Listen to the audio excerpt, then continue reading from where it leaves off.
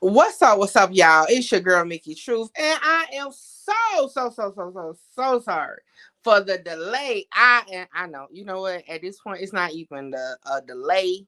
I am about 2 hours behind schedule. I'll be honest with y'all. Your girl went to sleep. Okay, after work, I went to sleep.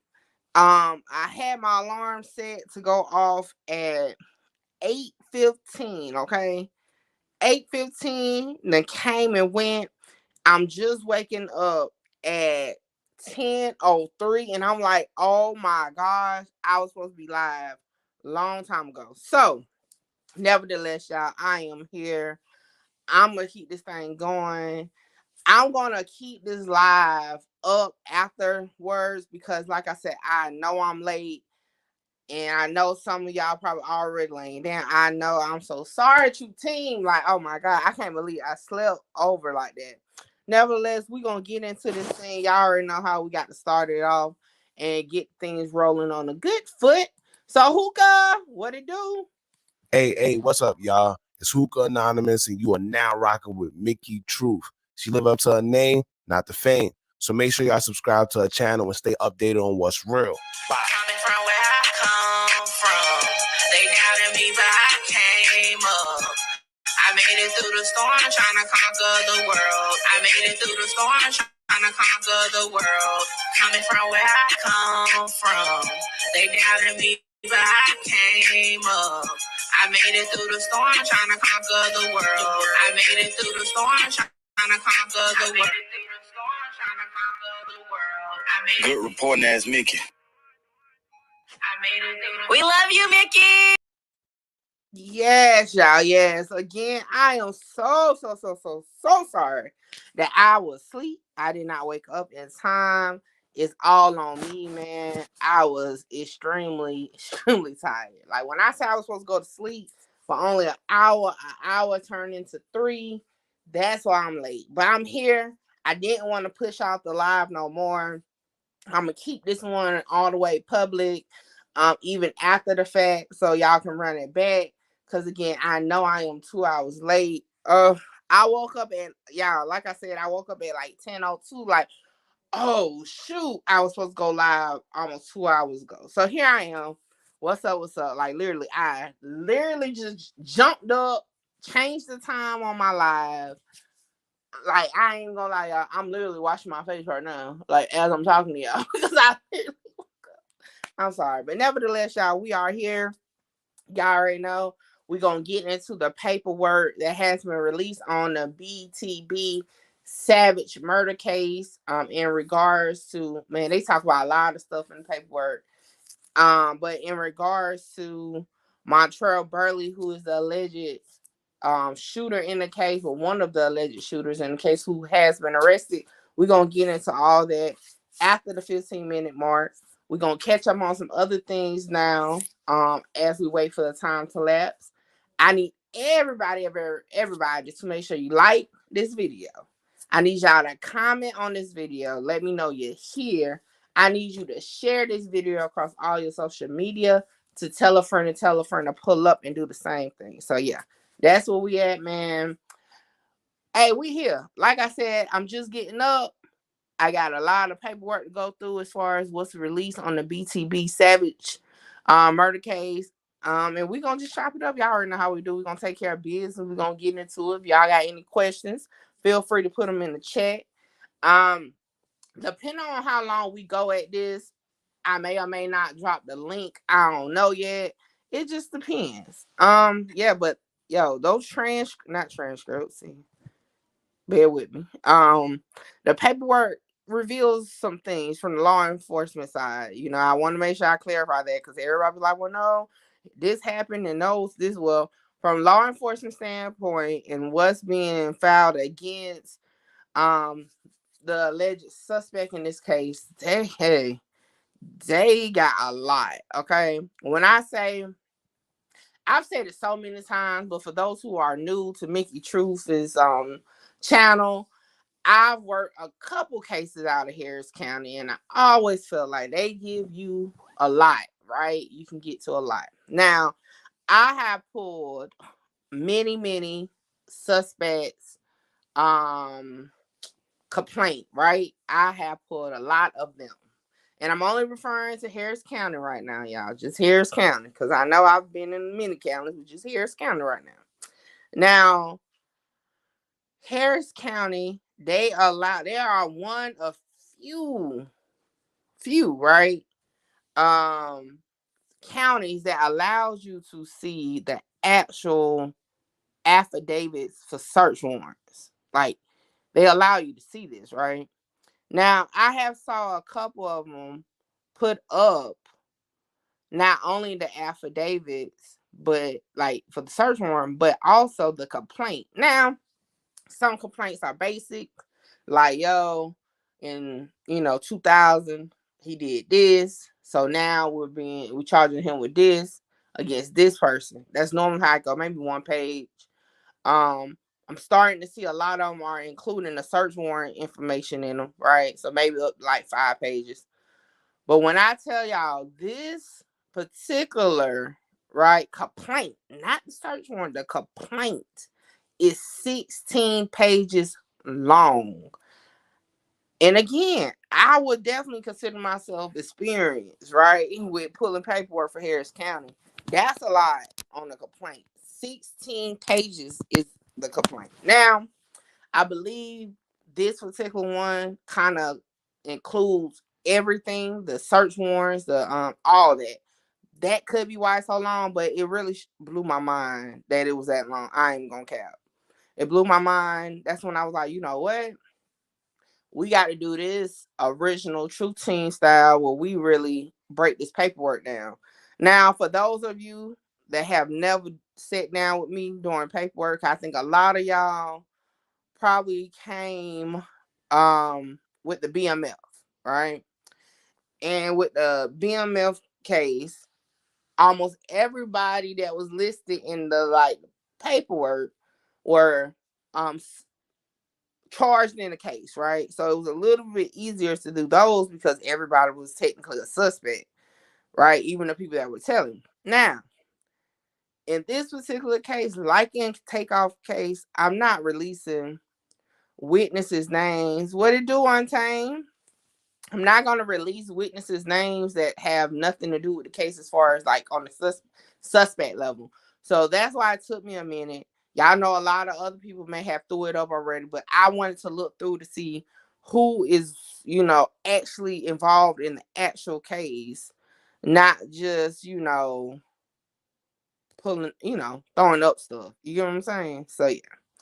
So y'all already know how I do, man. I'ma go through the process. We're gonna kind of put the timeline together. We're going to look at some clips from what they have out. We're going to pull the paperwork in real time. Although, like I said, I have read the paperwork, and y'all know I'm old school, so I have saved it and all that. However, we know from every other case, especially like the Takeoff case and Snooty Wild case, shit changes, right? And so we're gonna pull it in real time. But yeah, I'm not gonna pull the whole paperwork on the screen if it lists a witness name. So in that case, when that happens, y'all know that being over here for a minute and know how we do paperwork parts, and y'all will just hear it. Y'all are free to pull it if y'all want to. Like I said, I always like y'all to pull it. You get what I'm saying? But y'all know I'm not gonna release no witness info. So that's where we at with that. Hold on 1 second, y'all.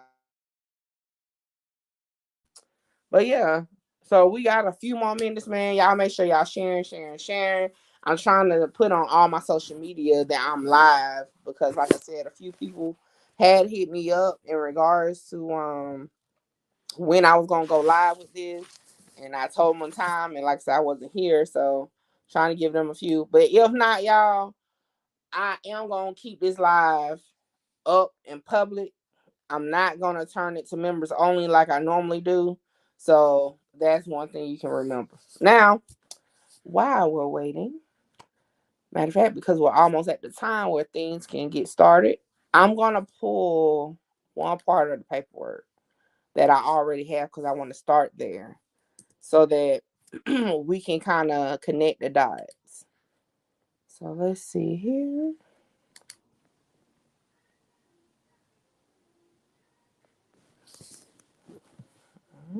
The one I didn't see.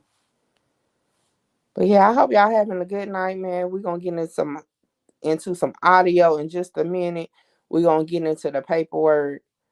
It's a couple events that went on today, like from a suspect in the killing of Bob Lee from Cash App. Like it's a lot, so we're gonna get into it. But first things first, we're gonna get into the paperwork because I already know y'all that everybody has to work, possibly, maybe. My late night lives. I know we be in here late at night. You get what I'm saying? I know a lot of y'all don't be up like that during the week. So yeah, hold on. I sent myself going, but yeah, we're gonna get into it in just 1 second. Okay, it just came in what I was waiting on. So this is where we're gonna start. Now we're gonna eventually see this again. What I'm about to put up on the screen. However, I feel like it's a good starting point so that we can actually walk backwards, right? So let me share my screen.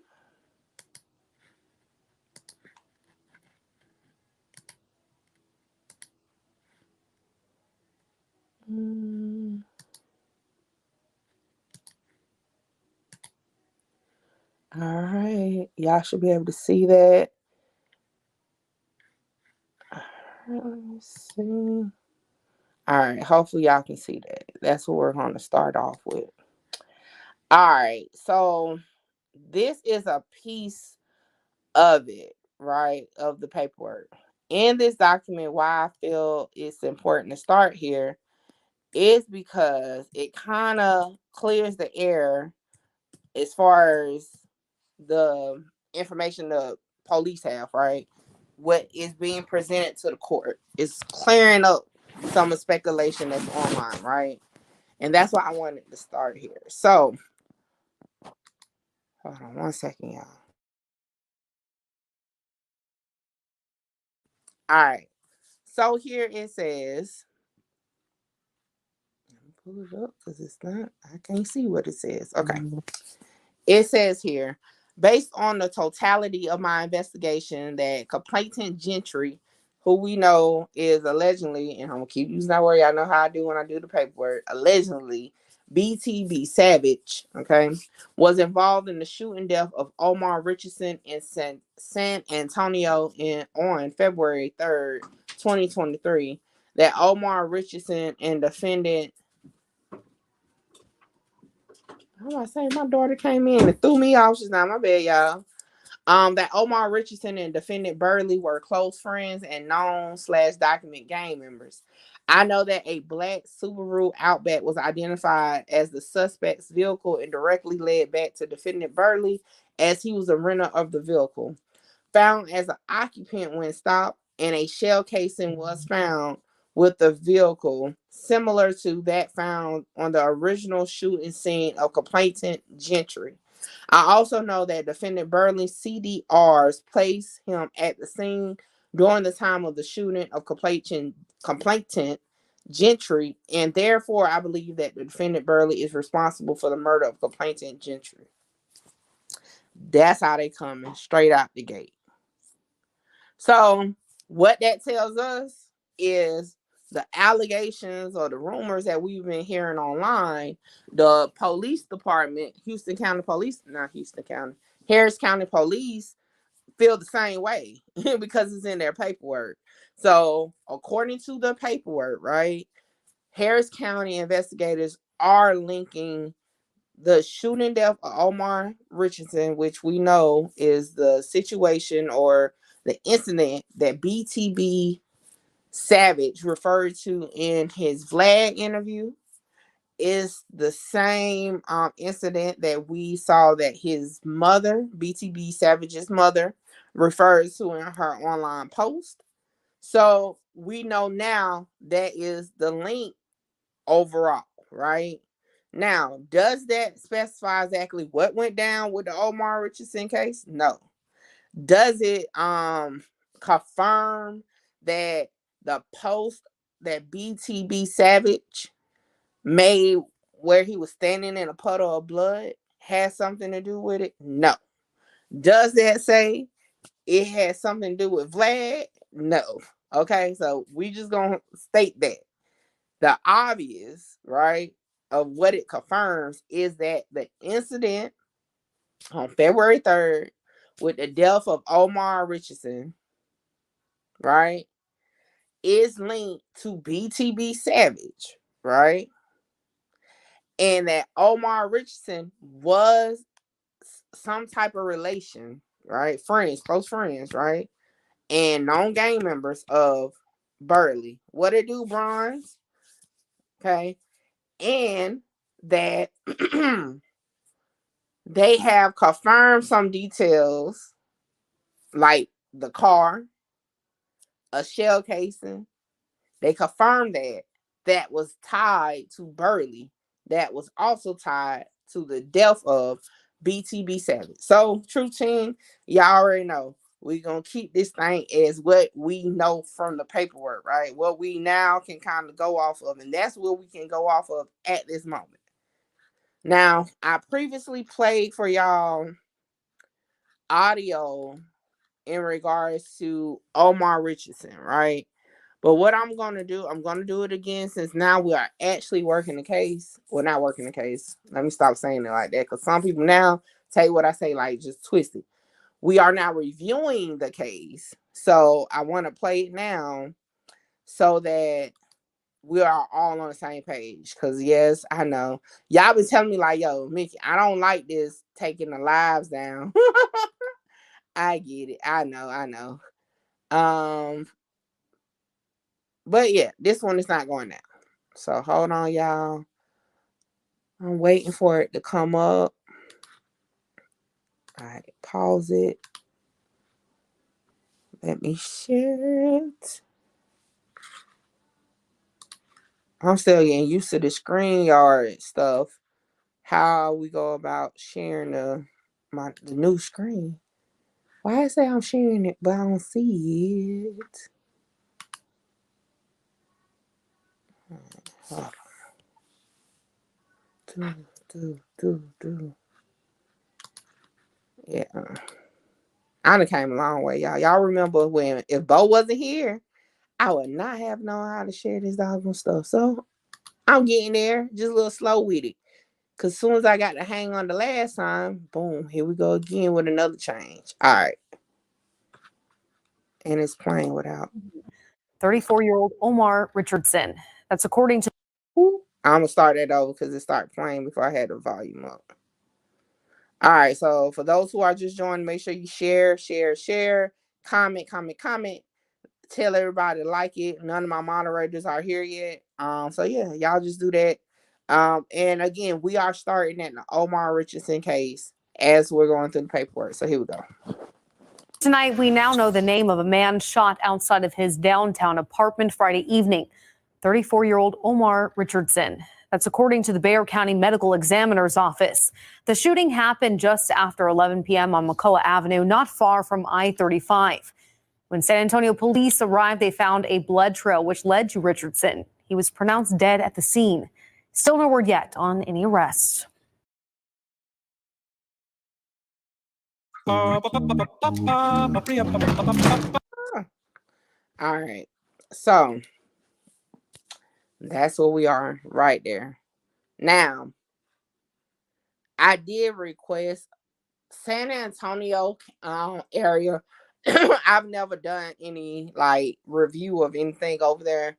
So I'm not sure exactly how they're gonna do, but I did put in a request for the actual incident report. To see if they'll release it. Y'all already know it took a minute for Harris County to give me the one for takeoff. So I don't know how that's gonna go. But I did it because y'all know I just like to go ahead and request it to see whatever happens. Now, we also know, according to BTB Savage's mom, by the document that she put out, the charge against BTB Savage was robbery, not murder. Okay. In that video of BTB Savage speaking with Vlad TV, he states that it was his girlfriend, not him, that actually committed the murder of Omar Richardson. So, again, that's one discrepancy that a lot of people have been floating around, is that he was the one that actually committed the murder. He was not. Now, we all saw the pictures of him standing in blood. I wonder if the info in the paperwork is going to address that. I'm not sure. But before we get into that, I just want to show this real quick. All right. And this is coming directly from BTB Savage's mom's page. So we're going to do this and then we're going to get into the paperwork.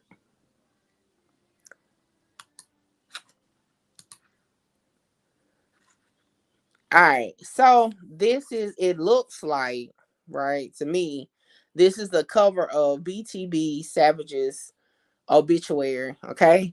Oh, excuse me. And it states that the homegoing service will be held Tuesday, April 18th, in San Antonio. It looks like, if you read here, it's a viewing the same day, followed by an actual funeral service. So this is on Bernita Ward, aka BTB Savage's mom's Facebook page. So that information has been released. So again, condolences to the family. Prayers definitely going out to them, and so they can get strength to get through the sign. For whichever side you are on, right? The situation doesn't change that someone definitely lost a family member, a son, a father, a brother, a cousin, uncle, whatever the case may be. So let's just do that. Now we can get back to, what we're here for. I know a lot of people like, yo, Mickey, you really are in your feelings. But I'm like, in my feelings? I mean, it's just like, look, it's just normal. You got to send condolences. You can't just be out here like, I don't know. I don't know, y'all. But anyway, we're going to keep going. So let me see. While I'm on her page, let me see. She wrote today, justice is coming all around the board. So that's what she said. All right, let's see. Okay, hold on. Let's bring this up.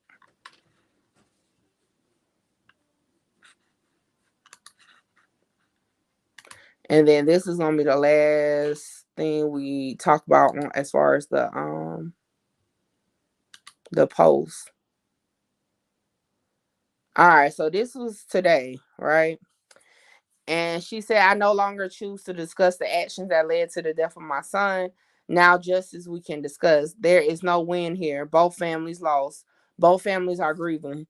Nothing can be done to get those lives back. I get to work with some amazing people, and I'm going to let the authorities do their jobs. I'm over the pain now. I'm after justice. We have a great legal team, and I rest in knowing I gave all I could to this cause. The rest is in God's hand. I ask that if you know the power of prayer, not just by confession, but possession, continue to pray for us. That's what I need the most, is prayer. My last season prepared me for this season, and my faith is stronger by prayer. Life is deeper and I am more wiser. Job said, after this, I shall come forth as pure gold. I got a after this in my spirit. After this, whatever you're going through, just know after this, you shall come forth as pure gold. So, again, that's coming from BTB Savage's mom. Again, asking for prayers. All right, y'all. Let's get into the documents. First and foremost, I'm just about to pull up the documents in real time. Y'all already know the drill. We done been in Harris County a lot in the past few months that, we've been rocking out on the truth team. So y'all know where to go. Harris County District Clerk is where we will go to review the documents or to pull the documents. What it do, Jennifer? Right. It's been so long. So long. But yeah, welcome. I'm glad you made it. I know I normally see you at towards the end, like, dang, I missed it. Hold on real quick, y'all.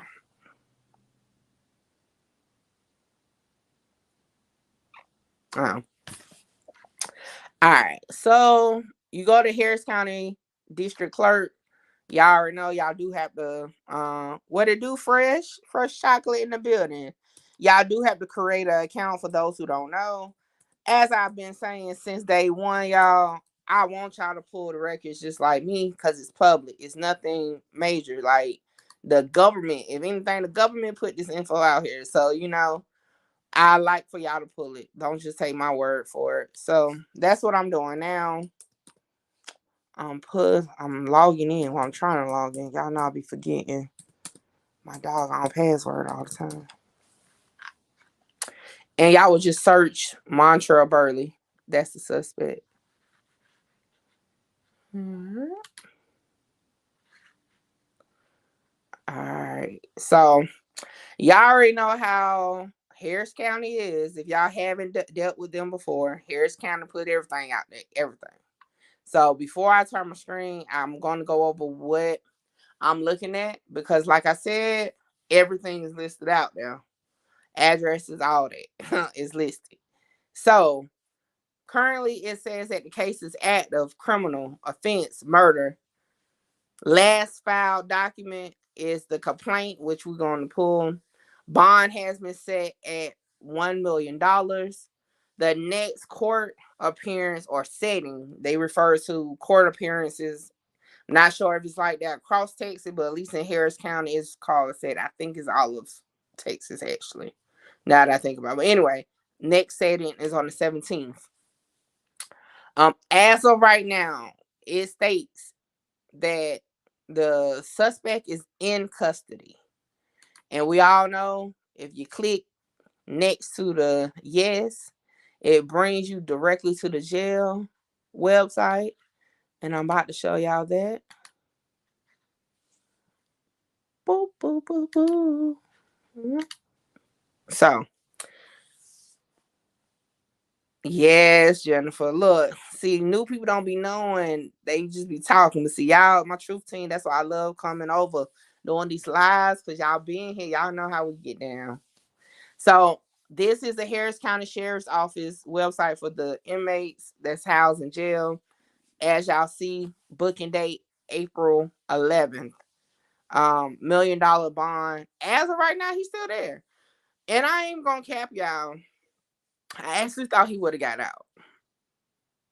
I really did. I really thought he wasn't gonna sit like that. And I'm gonna get into why I thought that later. Right now, okay, definitely fresh shock. They don't be realizing it's actually stuff out there, that covers this type of thing. But anyway, if they don't know, hopefully they'll realize to know, and we keep moving. So I really thought he wasn't gonna be sitting there like this, and I'm gonna tell y'all why.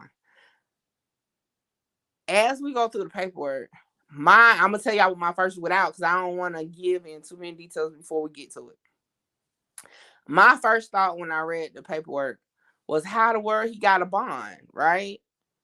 And I've worked or reviewed, I keep saying reviewed a few murder cases in Harris County, right? I have yet to see a suspect not get bond. Like, I think that's like crazy, right? Because yes, I'm not from there or whatever, but I know we definitely have suspects here in South Carolina that definitely get high bonds, but also that get bail denied. I have yet to see one. Yo, if y'all know a case in Harris County, I'm talking about Harris County, that means Houston area, right? Where a murder suspect was denied bail, please give me a name so I can pull it. Because I have yet to work one where one is denied. Like, and I'm just like, yo, what? Now, for the takeoff case with Patrick Clark, I know it was, he don't have no record, boom. Okay, maybe I get it. But yo, as we go through this paperwork, I just want to know, as we're listening, Y'all drop in the chat. Y'all first, like, y'all know now he got $1 million bond. Y'all tell me, yo, Mick, you tripping. Like that should be that. Be like, what? I want y'all reaction to him having a bond as we go through this paper. That's all I'm saying. It's crazy to me. But then I got to thinking, like, I've never dealt with a case, and y'all know I've looked at way more cases besides the ones that we actually covered. And I'm sitting here telling you, I have yet to work a murder case in Harris County where the suspect was denied bond. Like, that's crazy. I'm not even, because I was about to bring up the Felicia case, but I'm gonna leave that one alone. But hint, remember, they let that man out and looking for him to this day, and we still don't even know how he got out. A murder suspect. But I'm just saying, that's crazy. All right, let me pull up the next document here, and see where we at, because I just had to point that out, because I just thought that was weird. Speaking of which, y'all know my viewership is heavy in Texas. Anybody in Houston, y'all, is this what y'all do down there? Because I just thought that was, maybe it's normal. Because like I said, I have never lived there, but that was weird. That was weird. Okay. Um,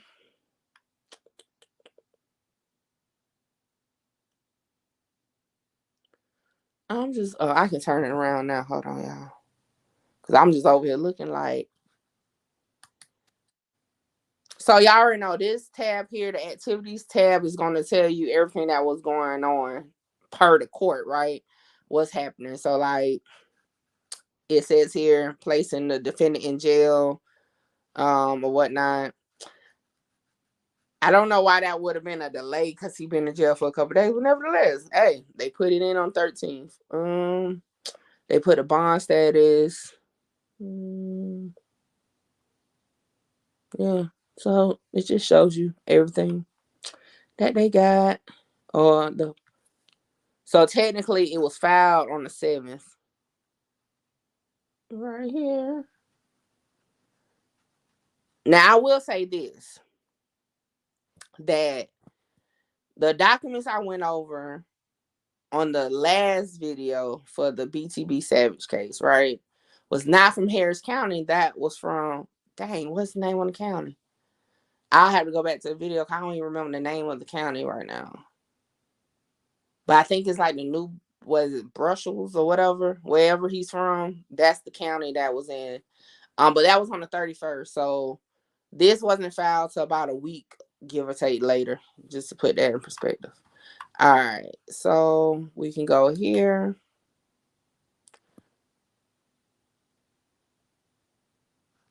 So yeah, the arrest, that's booking holes. That's the only thing that's there. Criminal history.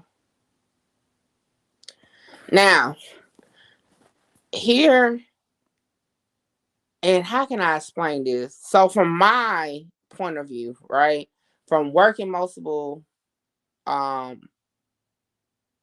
accounts or like profiles here, right, reviewing them. Normally, because if y'all remember, Lil Cam, aka Cameron Joshua, off the Takeoff case, remember we were able to see his Los Angeles, California charge. We saw some older charges in Harris County. If we think back to Ivory Williams, the suspect in the Snooty Wild case, we saw all his Harris County charges, right? Let me see, who else can we think of?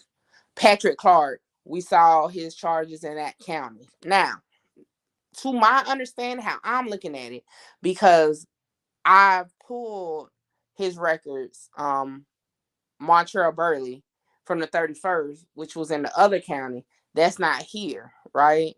So, to my understanding, he had no warrants out at the time prior to this murder case. So maybe it only shows here if it's in Harris County or if he has an active warrant. And remember, when we did Lil Cam, it showed that previously he had a hold on him in Harris County for Los Angeles for a warrant. So maybe that's when it comes here, okay? Even if we think, look back to, dang, They just came to my thoughts, and Okay, so Jennifer says it's no bond for murder in Indiana. Yeah, y'all. Let me tell you. Hold on one second, y'all. I keep having to sneeze. Um, Harris County is different. Like at first, remember I was the very first case I ever reviewed as Mickey Truth was the takeoff case. So I was new to it. I had never pulled nothing in Texas. Like I had the other states, but not Texas. So it was new. So now, fast forward, I think this is maybe my 10th Harris County case to look into as far as murder. And it's just like I've never seen one get denied. You see some of the same names as far as like the bond companies and all that.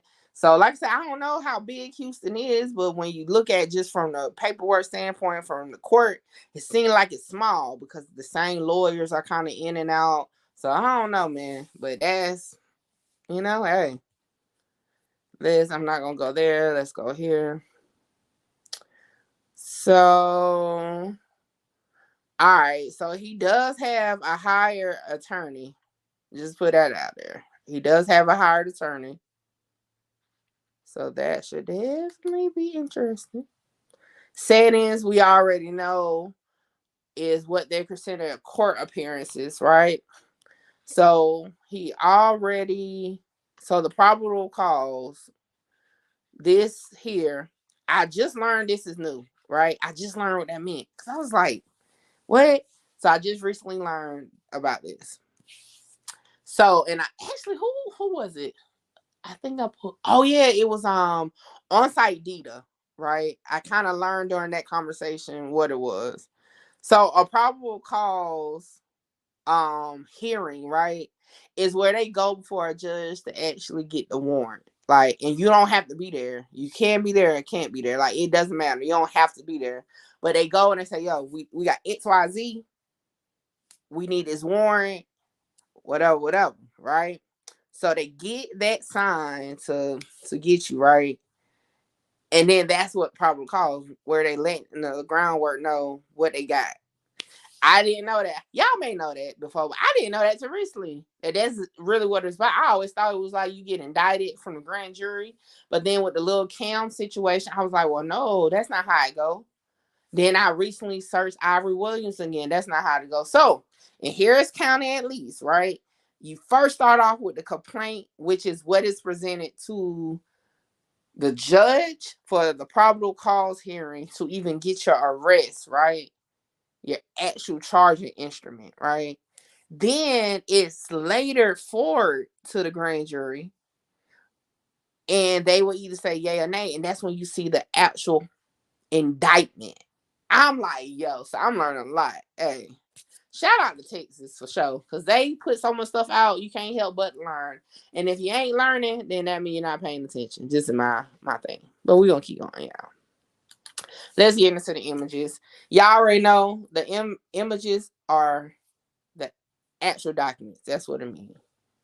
So, first thing we're gonna pull up is, let's do the bond conditions.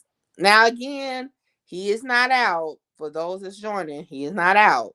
But y'all know they always set the bonds conditions on all the cases. All right, let me share this page with y'all.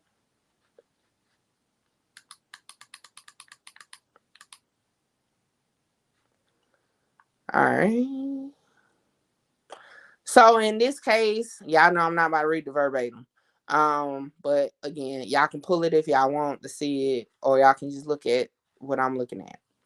So basically, he can't have any contact or anything in any regards to the family of BTB Savage, which is obvious. Can't be or have possession of firearms and ammunition or weapons. He has to do drug tests. He can't use drugs. You know the basics. So they did grant it. So yeah, he has to comply with that. And I don't see any special conditions, like anything extra That's it.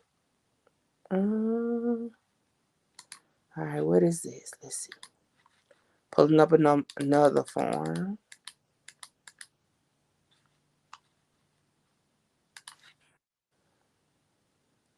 All right, so this is motion for hearing to deny bail for non-capital offense. So basically, it's stating here that the reason why they're asking for this, what it do, Peter, is because the defendant is accused of a felony less than capital in the state involving the use of a deadly weapon after being convicted of a prior felony. Mm, mm. Wonder if the feds gonna get in on this. Now that I see that. That's interesting. I ain't pulled this one earlier. Now it kind of got me wondering. I wonder if the feds gonna do anything. And for those who may be like, "What you talking about, Mickey?" The reason why I'm thinking that or like questioning that is because of this sentence right here. Can y'all see my mouse? Can y'all see what I'm pointing at? All right. Well, you see the X at right there, and on there it says being accused of a felony less than capital in this state involving the use of a deadly weapon after being convicted of a prior felony. And the reason why I'm asking that or thinking that, because if we even take this thing back, we by truth and we're gonna take this thing back so that y'all can kind of think, like, see where I'm coming from. I may be wrong. Like I said, it's just a question in my mind. Think back. Y'all remember when we worked the J. Prince Jr. case? And what happened? He was a felon, accused of another felony. The feds picked it up. Now it was a gun case, right? So I'm wondering if this is what's about to stem from this, because I don't know what was the prior felony. Okay. So I don't know. I don't know, y'all. This might go federal. I don't know. That's just my opinion. Cause I didn't know he was a prior convicted felon. So depending on what the felony was, maybe. I'ma look into it. But that's definitely what my thought process is will the feds pick up this case being that he's a convicted felon already? Not sure how that works, okay?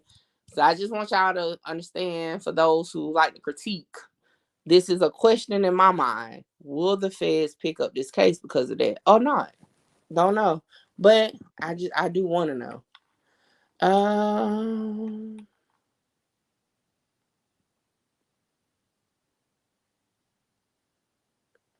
this is crazy. So what this mean? So what? So look.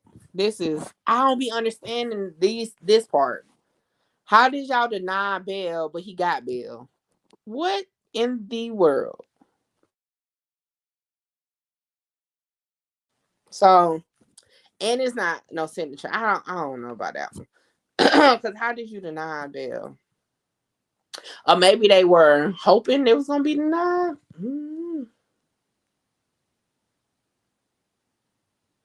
Yeah, I don't know about that one. Why that says that, but we're gonna continue on. I'm not gonna do the complaint just yet because we're about to break that down. Let me see what else is on here. Um, let's click on the orders real quick. All right, y'all know we've been down this road with this too. All right, there we go. Yeah. Now, y'all remember when we did Patrick Clark paperwork? This here had names. Y'all remember it woke up the whole situation with the Prince family, right? So any witness is on this. They're not listing names, they just say any witness. So Jennifer is asking in the chat, y'all, weren't the feds already on the case? I have heard rumors of that. Y'all know, maybe y'all don't know, but like people like Jennifer and all that's been around on the truth team for a minute, y'all know the streets of Houston definitely have info before it comes out.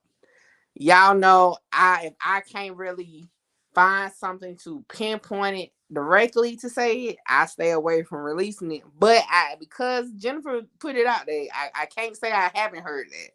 I have heard that the feds are already involved. If y'all remember the whole video with Chief Finner, he stated that the feds were there just as assistants. Don't know if that was code word for anything, but the streets of Houston is saying it's stuff that the public doesn't know. I don't know. All I'm saying though, looking at this paperwork and they have that in there, it could. But we as soon as something official drops, we definitely gonna get on it. But yeah, I will say it is rumors, saying that for sure. Um, so y'all know one thing about it, definitely they always put them on GPS, but we already know how that goes with most defendants. Let me put it like that. With most defendants, that GPS don't be nothing but like a rich watch. It don't be stopping nothing. Think about everybody, almost everybody involved in half these cases. Ivory Williams, GPS, did nothing, still committed a murder. Yeah. So, but that's part of the thing. I was thirsty, my bad. And what's crazy, I would think a place like Texas would be a little harsher with certain things, but they are kind of relaxed in so many ways. All right, let me see what's next. All right, so I'm starting to see something here. Now, y'all remember in Ari Williams' paper, well, live, when we did the live, I was like, why is they checking him for mental health? And that just had rubbed me the wrong way, right? Because I was just like, what? But now I'm seeing the same. It's a couple other cases that I looked into that's not for content, but it was just, other things. And I see that they have the same form. So I'm starting to see a pattern where maybe this is just protocol to do this. So the same document like we did in Albert Williams is here for Montreal Burley, where they ordered an interview and report for mental health. So I'm thinking that's just standard protocol. I'm gonna say in Harris County again. I'm pretty sure it probably Texas, allegedly, possibly, maybe. So just in Harris County, because I'm only seeing it in the Harris County case. Because for some reason we never leave Harris County. Like, that's crazy to me, right? All the more, and I'm gonna say the more known murder cases stem from Harris County, right? Um, Now we know like Mo 3 case is not Harris County. That's over there in Dallas.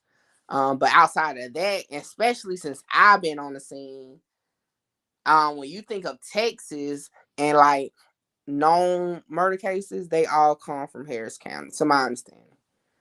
Cause I'm trying to think, just off the top of my head, I don't think it was another. I hate to put this word in it, popular case, right? Besides Mo 3 case in Texas that stem from somewhere else. I'm gonna I'm gonna give myself a few seconds to think about it. Y'all let me know. Y'all know any other cases outside of Houston that was like a popular case online where it wasn't in Houston?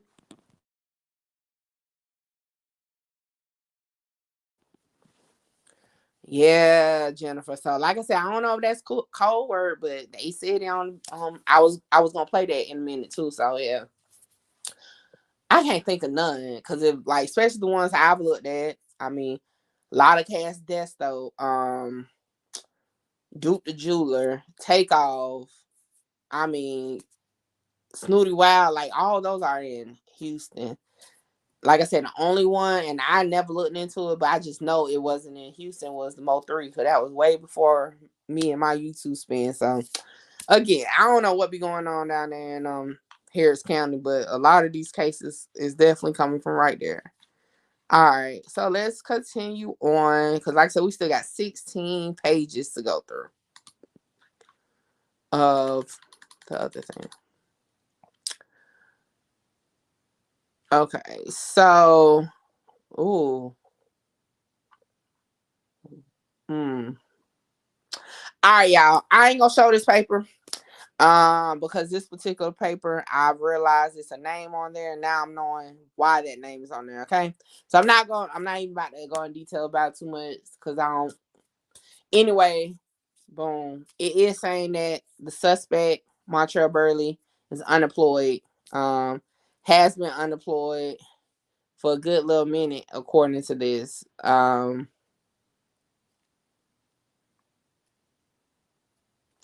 Oh, what?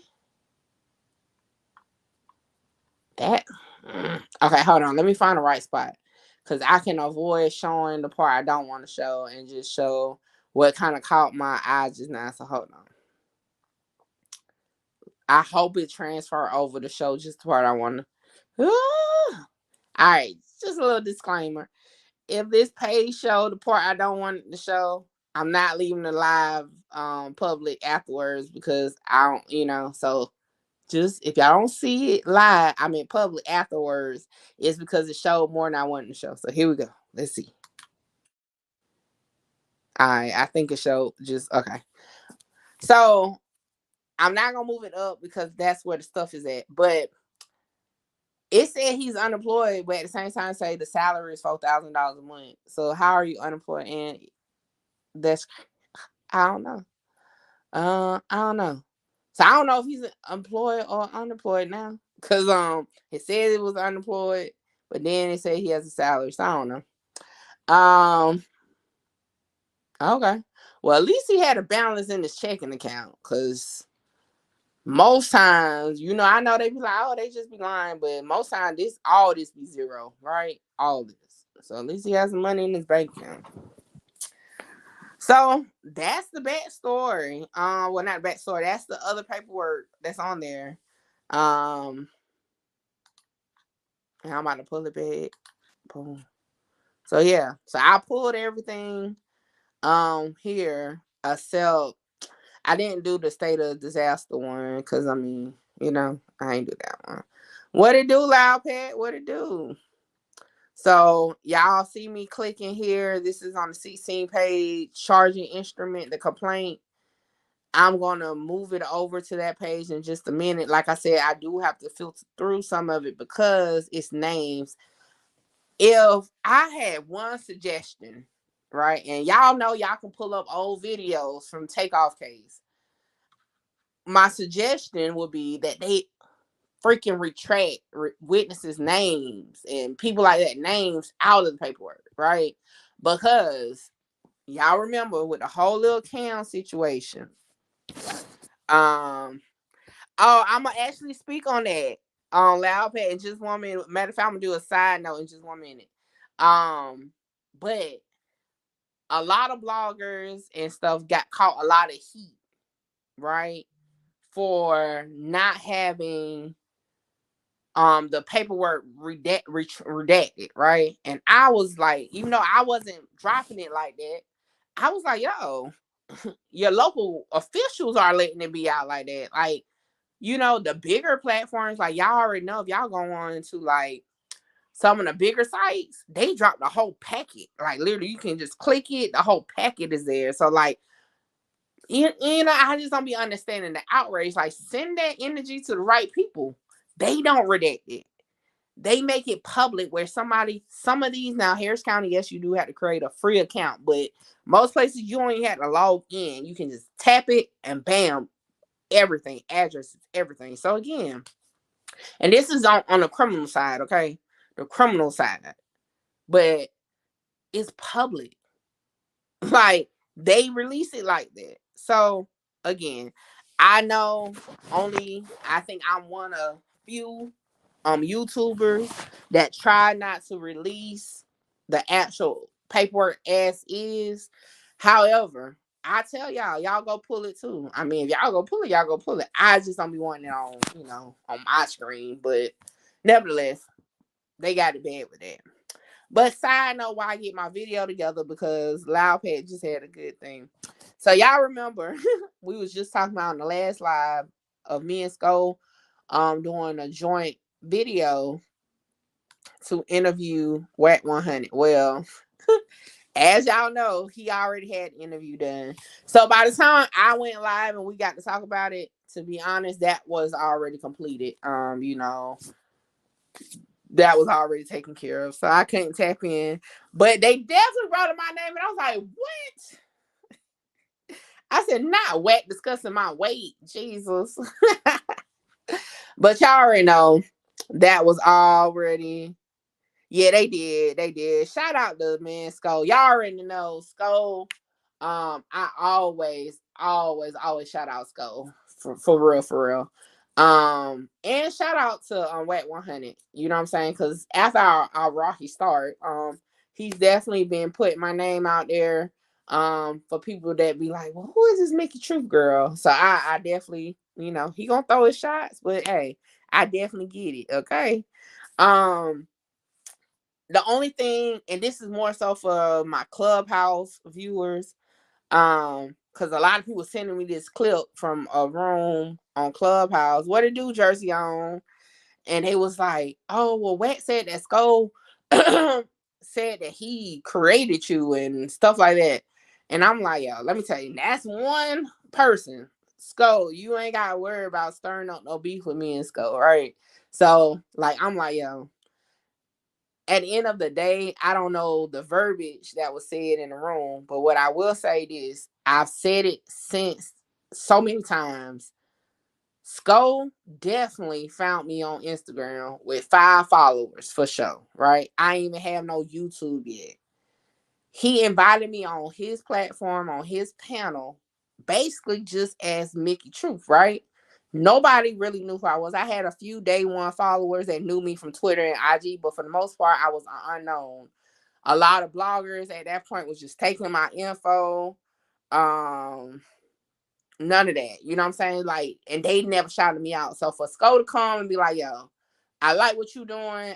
I know you don't really have no following, but I want you to come on my show. He did introduce Mickey Truth to YouTube for sure. And I'm going to always be thankful for that. Okay. So I don't know what people was trying to do with that, but yeah. Okay, so Jersey On said that he said discovered. See, I wasn't even tripping because I'm like, yo, that's one person you ain't never got to try to put no wedge between because I already know, like, it's love. So shout out to Scope. But yeah, I'm like, yeah, I've said, like, he put me on the YouTube. That was my introduction over here as Mickey Truth. So yeah. Yeah, I just wanted to say that because I was like, yeah, people like, y'all, I swear at least 6 people was sending me clips. Now, mind y'all, Skull let me know, like he hit me up and I knew I was mentioned, right? And I had told him like, yo, I'm gonna pull some of it to like put it out there or whatnot. He was like, cool, So I was already dropping parts of it anyway. So and I was in the chat. Now I missed it live, the part about me, but I came over there at a part. So I'm just like, yeah, I already know everything between me and Skull is good. But I'm glad y'all brought that up because I wanted to address it because I did get hit up about 6 people, some with clips, and I'm just like, yo, that's one relationship you ain't got to worry about now. I never get into people disagreements online or whatever they be having going on, but when it comes to me and a person, nah, you can't do that. But yeah, shout out to Skull because yes, he definitely shined the light on me on YouTube for sure. Cause mind y'all, when I first made my appearance on Skull, I didn't have a YouTube at all. I did not have a YouTube. And when I finally decided to do a YouTube, Skull was nothing but supportive during the transition, putting me on to like the basics because I didn't know like really how to do real YouTube because like I said, I've tried YouTube before and it failed. Speaking of which, I need to drop my link. I do have my second page. I got my access back to that page. Okay. I'm going to be doing something with it. I just don't know what exactly. I'm going to drop the link to that page and I need everybody to start subscribing to that page. I think I'm going to do it's called Mickey Truth After Dark. It was my original page when I was doing YouTube the first time. However, it does have a few videos. And you know what made me tap into it? Because it was no secret that I had did YouTube before. But it just flopped. I mean, I don't need nobody to tell me it did flop. It flopped. I got a couple videos. Hold on real quick. All right, I got a couple videos still on there, and I need y'all to go subscribe to it. Y'all gonna hear me back when I was doing a podcast, okay? And I was raw and uncut then. This was back in 20, like 5 years ago, I think the videos was. This was back in back during that time. If y'all can, y'all go subscribe to that channel so that I can start getting everything up and running on there. Dang, how did I share it? Hold up. Y'all gonna hear me in true form for sure. Okay, like I said, it ain't no secret now. So as far as my name, so my name is listed on there, Alita. Y'all already know that. If y'all didn't, y'all know now. So on those videos, y'all won't hear the intros because I'm leaving them. I'm leaving those there, not messing with them at all. What y'all hear is just what it is, but it is me. You can see my face on the picture. It is me. I just, left it as is. So yeah. But I appreciate y'all. So if y'all can, y'all make sure y'all subscribe over there. I got one new video up, a short. That's about it. But yeah, y'all subscribe over there. We're gonna get back into it. But yeah, I appreciate everybody. Y'all just know, yeah, we forever good.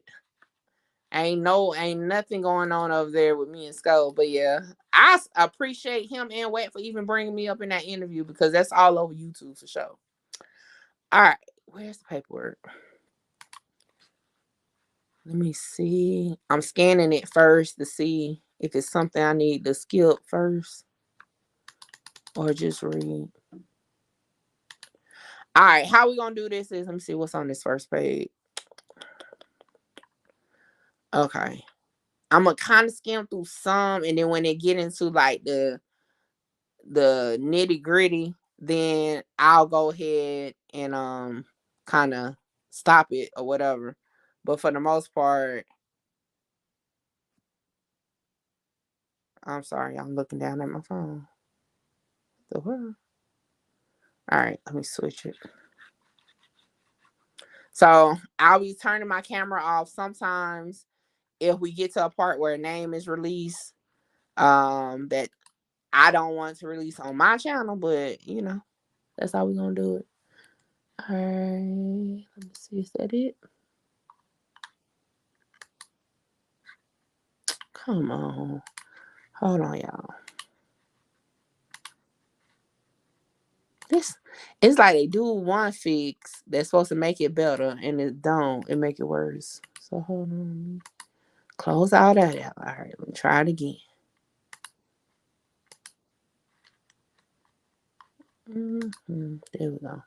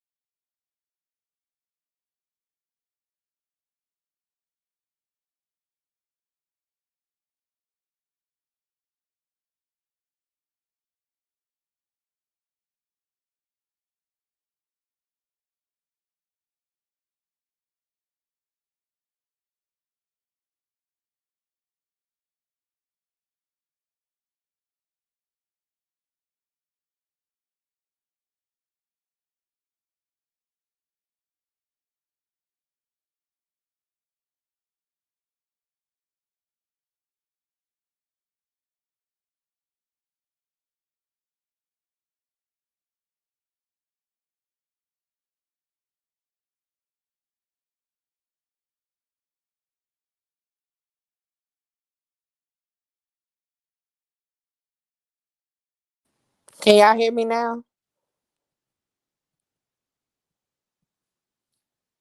I don't know what just happened. I appreciate that, Jennifer. I think I see my circle moving, so y'all should be able to hear me. Yeah, I don't know what I did. I messed up something trying to do that read aloud, so I'ma just have to do it old school. And I don't know why that made me think of that night we did the take off paperwork, and I learned not to be drinking Patron when I be doing. But I don't drink no more right now because no, I'm lying. I didn't drink no more because of my diet until last weekend, and I went partying. But anyway, that's neither here or there. But yeah, that just made me think about that. All right, y'all. Let me share my screen real quick. This time I'm not gonna pull up the read aloud.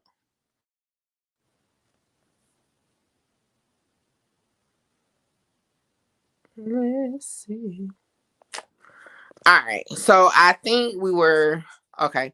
So here it says that before the commission of the offense alleged above on November 6th, 2012, the federal district court. So okay. So he has a conviction of felony offense of conspiracy to distribute crack cocaine. Interesting. Interesting. That's interesting. I know y'all wondering, like, Mickey, why is that interesting? That's interesting. Hmm. I kind of don't know exactly how it actually works. I just know how my mind is taking it. So I'm not going to really talk about it right now, right? But it's interesting, okay? I'm just going to say it's interesting. It's kind of like putting into focus. Y'all still can't hear me? What the world? Hold on. Nobody can hear me? Nobody? Could nobody hear me just now on the paperwork? Was I talking to myself? I don't know. You heard me even talking about the federal charge just now? Okay. I don't know, Jennifer. Was that a delayed message? Because I had exited out the paperwork because I thought that's why you couldn't hear me. But y'all was hearing me what I was saying about the Fed case and all that just now? Y'all heard that part? I don't know if y'all heard it. But I was saying how I want my spider senses are tingling. Hearing that. Oh, okay, cool. All right, so yeah, so I'm it's tingling because they said the feds was on the scene, right? And that was odd to me, even though they were just there to assist. Now we're seeing in the paperwork that he was a convicted felon, like had actually have a Fed case, and I'm probably gonna pull it. Just not right now. We're gonna stick to this. Yeah, that's interesting to me. Like I said, it may not mean nothing, may mean a lot. I don't know, but it's interesting for sure, to say the least.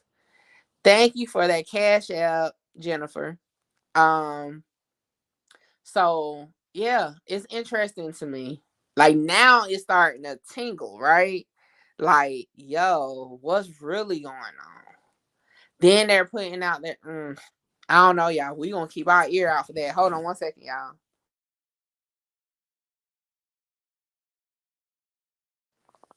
So yeah, we gonna have to definitely keep our ears open for that one because okay, that's interesting for sure. Now I want to ask y'all something before we get back into the paperwork. Even if we just stick to the cases that we reviewed over here as Truth Team, right? First Chocolate says she can hear me from across the room. Y'all know I'm naturally loud, like in real life. I'm just, but have y'all ever seen Chief Fenner, on the scene of a crime previously, a murder case? I mean, he's never been on the scene with the ones I've reviewed. But so it may just be me because I've never worked one or reviewed one where he actually came to the scene. Is that something he does often? Comes to the scene of murders or like stuff like that? Do he do that a lot? Maybe anybody in Houston. I thought Tony Snow would have been here. I would have asked him.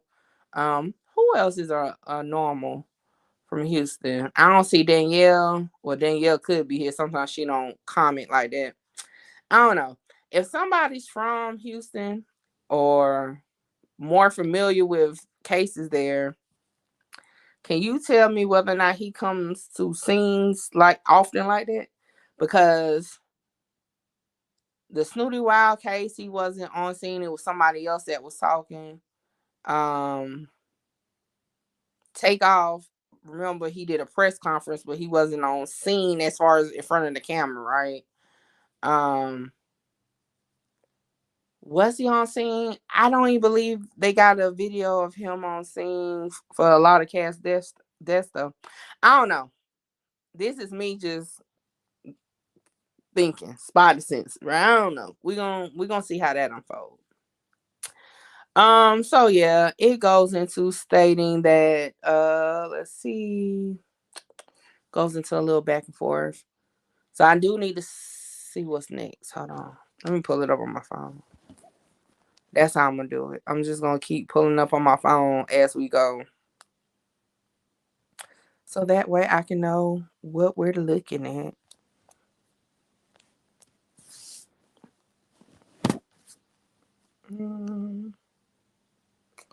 Okay, so the next part does talk about a witness name by name, so I'm not gonna show that part, but it says here that uh,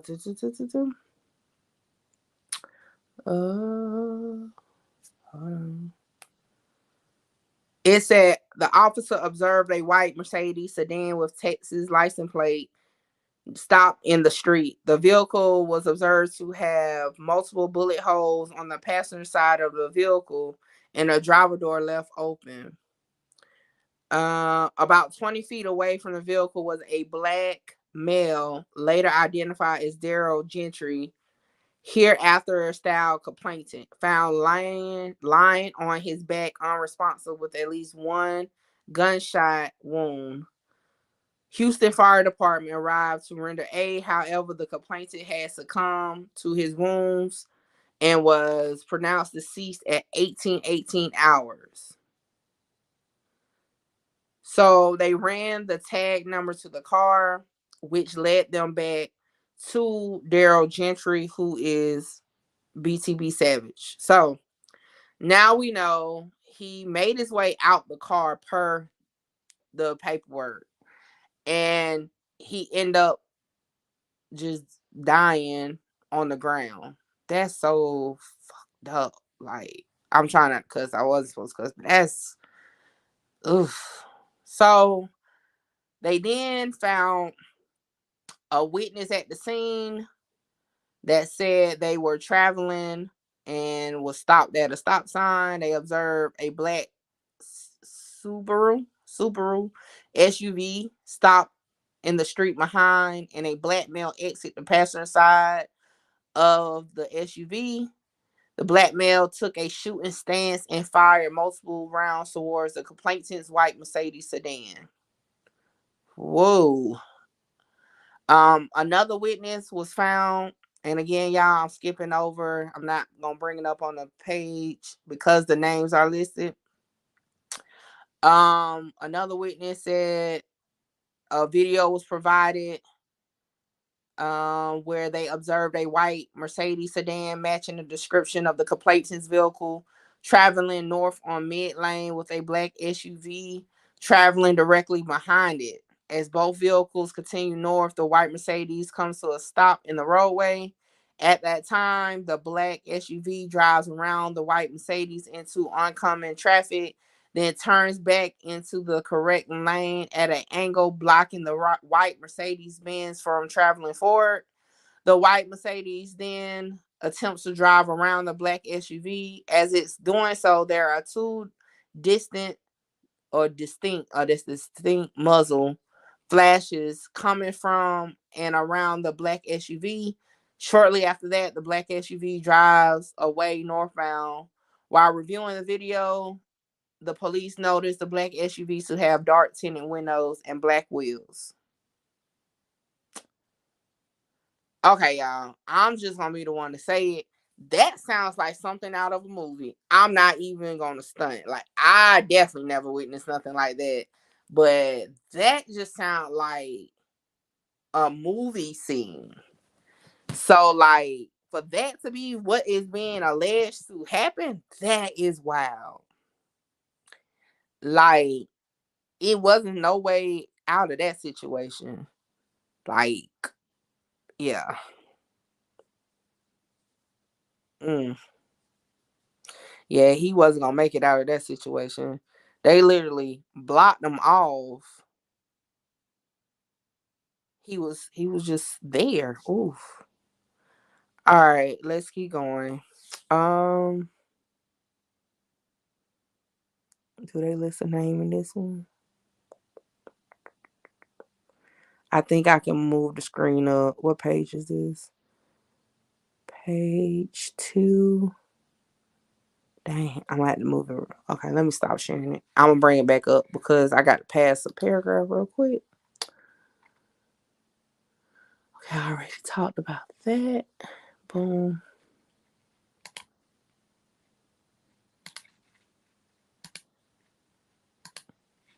That is something. All right. So here we go.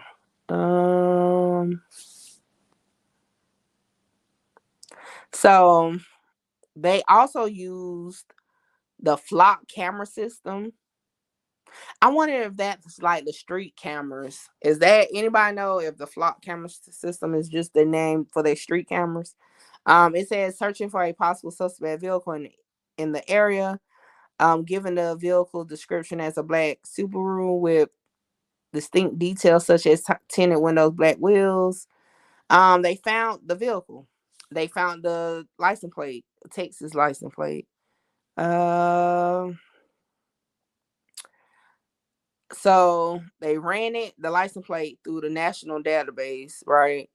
They received a stolen vehicle hit on a black 2017 Kia Altima. What the word that? Where the Altima come in it? Oh Lord. Okay. So it came back to a stolen car.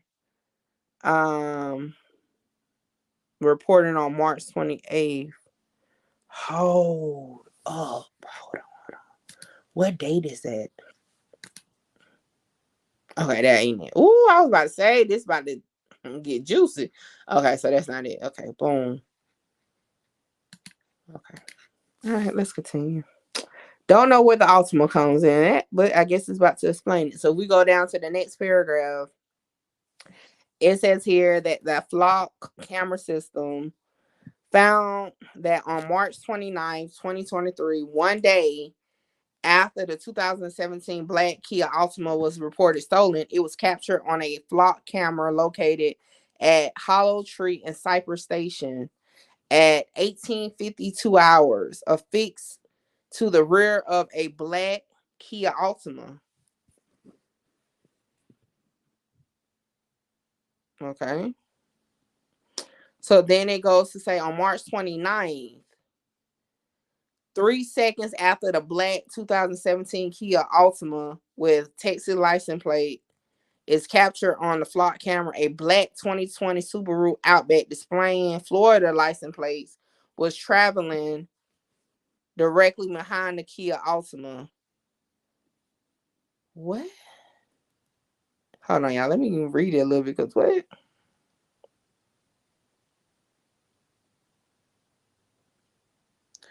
All right. So for y'all that's reading the screen, do y'all see the connect? Did I miss what the connection with the Altima had to do with the Subaru? Mm, that's what I'm kind of lost on that part. So Oh. Okay. Boom. Cause I'm like, y'all, I'm tripping. All right. So I had to reread it. So basically what they saying is that the tag that was on the Subaru at the time of the shooting was stolen tags. The tag was actually to a Nissan Altima, right? When they went back searching through the footage of the street cameras, they found that on the 29th of March, which is the day before the murder, that the same Subaru was following an Altima. So they're saying that they basically stole the tag off of that Altima. Okay. I don't know if y'all was kind of lost like me for a minute, but I found my way. I had to reread that thing. I was like, what?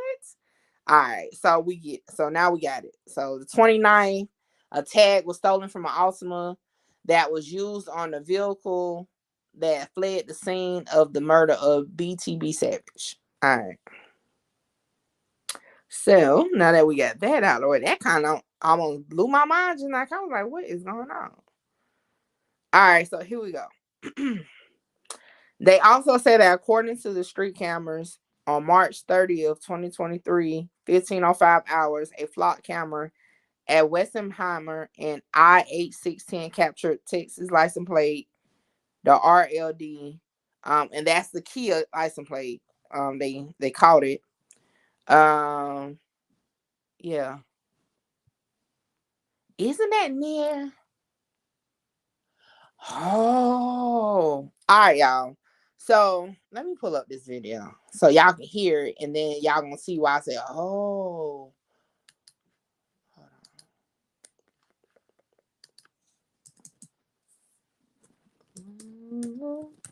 For those that's new to our paperwork lives, this is how it goes. Is we go into it, we break it down, we get an understanding of it. Some people, it may not be for you. You may you may want to wait till the summary videos come out. But yeah, on the lives, that's what we do. We break down the paperwork. We make sure we got an understanding of the basis of the case per the paperwork. So that when, guess what? When social media go live with all the clickbaits, the truth team already know where it's at, what's going on. So that's why we do it this way. We've been doing this way since November with the takeoff case. So I know I got new people that check in with me now, and I just want y'all to understand this is just how it go. But now I do summary videos, which I didn't used to do, but I'll do a summary video for those who kind of have that need to know right now the summary. All right, let me see. Can I get? Is a particular video I want to hear. Hold on.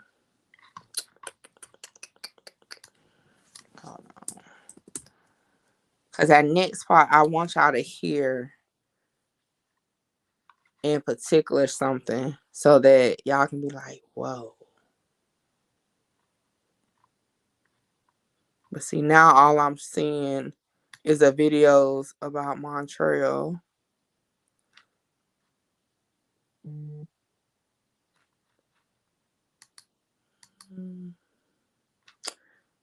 Let's. Nah, that ain't it. That ain't it. Is this it?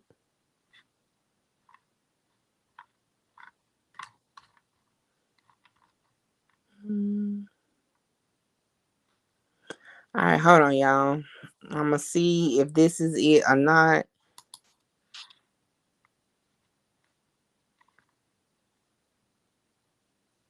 Soon as the ad is over. If not, I'll just scroll down because I'm pretty sure they'll have it in word form too. I just would prefer to hear it. Come on. A rapper from San Antonio killed in the Galleria area here in Houston. The suspect is not in custody tonight. ABC's Maya Shea talked to the victim's mother, and she is live now with more on their story. Hi, Maya. Hey there, the mom told me today she's still devastated, but she feels very grateful that the Houston Police Department has been able to name a suspect. Her son, of course, died right here about 8 days ago, and since then, the family's life has been torn apart. Just hours before her son was killed in the middle of a busy Houston intersection, Bernita Ward had talked to him on the phone and told him to leave town. My son knew something was up. That's why he was trying to leave. When my son pulled out, he was headed to the airport to come to me because I told him, get the hell out of there. Leave right now. Don't take no clothes. Don't take nothing. Just leave, you know. And he was leaving. And that's when but he never made it to the airport because they killed him. It was March 30th, and Ward's son, rapper Daryl Gentry, better known as BTB Savage, was dead. 8 days later, Houston police announced that 40-year-old Montrell Leonard Burley is now charged with Gentry's murder.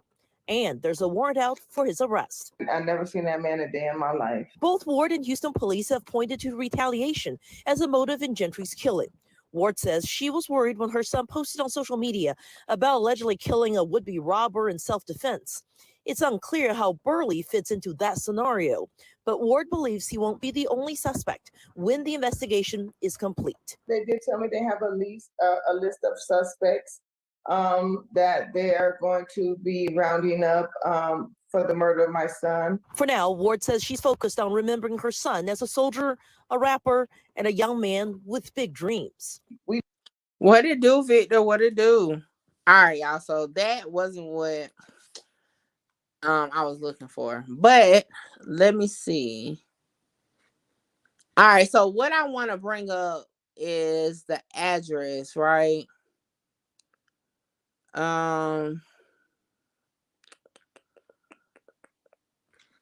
Shoot.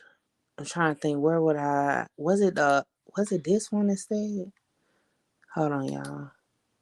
I want y'all to check out the location real quick. Is this it?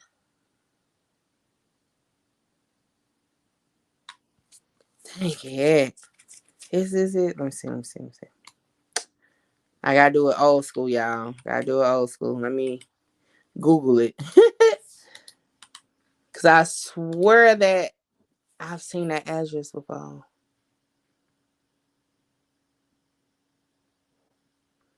Where's my well, no, this isn't all right, y'all. I was trying to, maybe I'm tripping because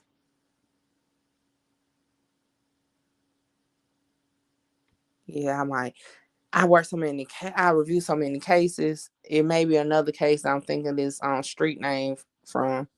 So we're gonna keep on going. Because until, if it comes up again, then I'll be able to pinpoint. I don't want to say the wrong thing, and then I'm over here thinking about a whole different case. Because that street name sound familiar, so that's why I was like, hold up, I know not, but that may not be what's going on. Victor, it's been a long time. I ain't seen you over here in a minute. Well, you ain't been in the chat in a minute, because I know a lot of the Truth team members be sitting back, just listening sometimes.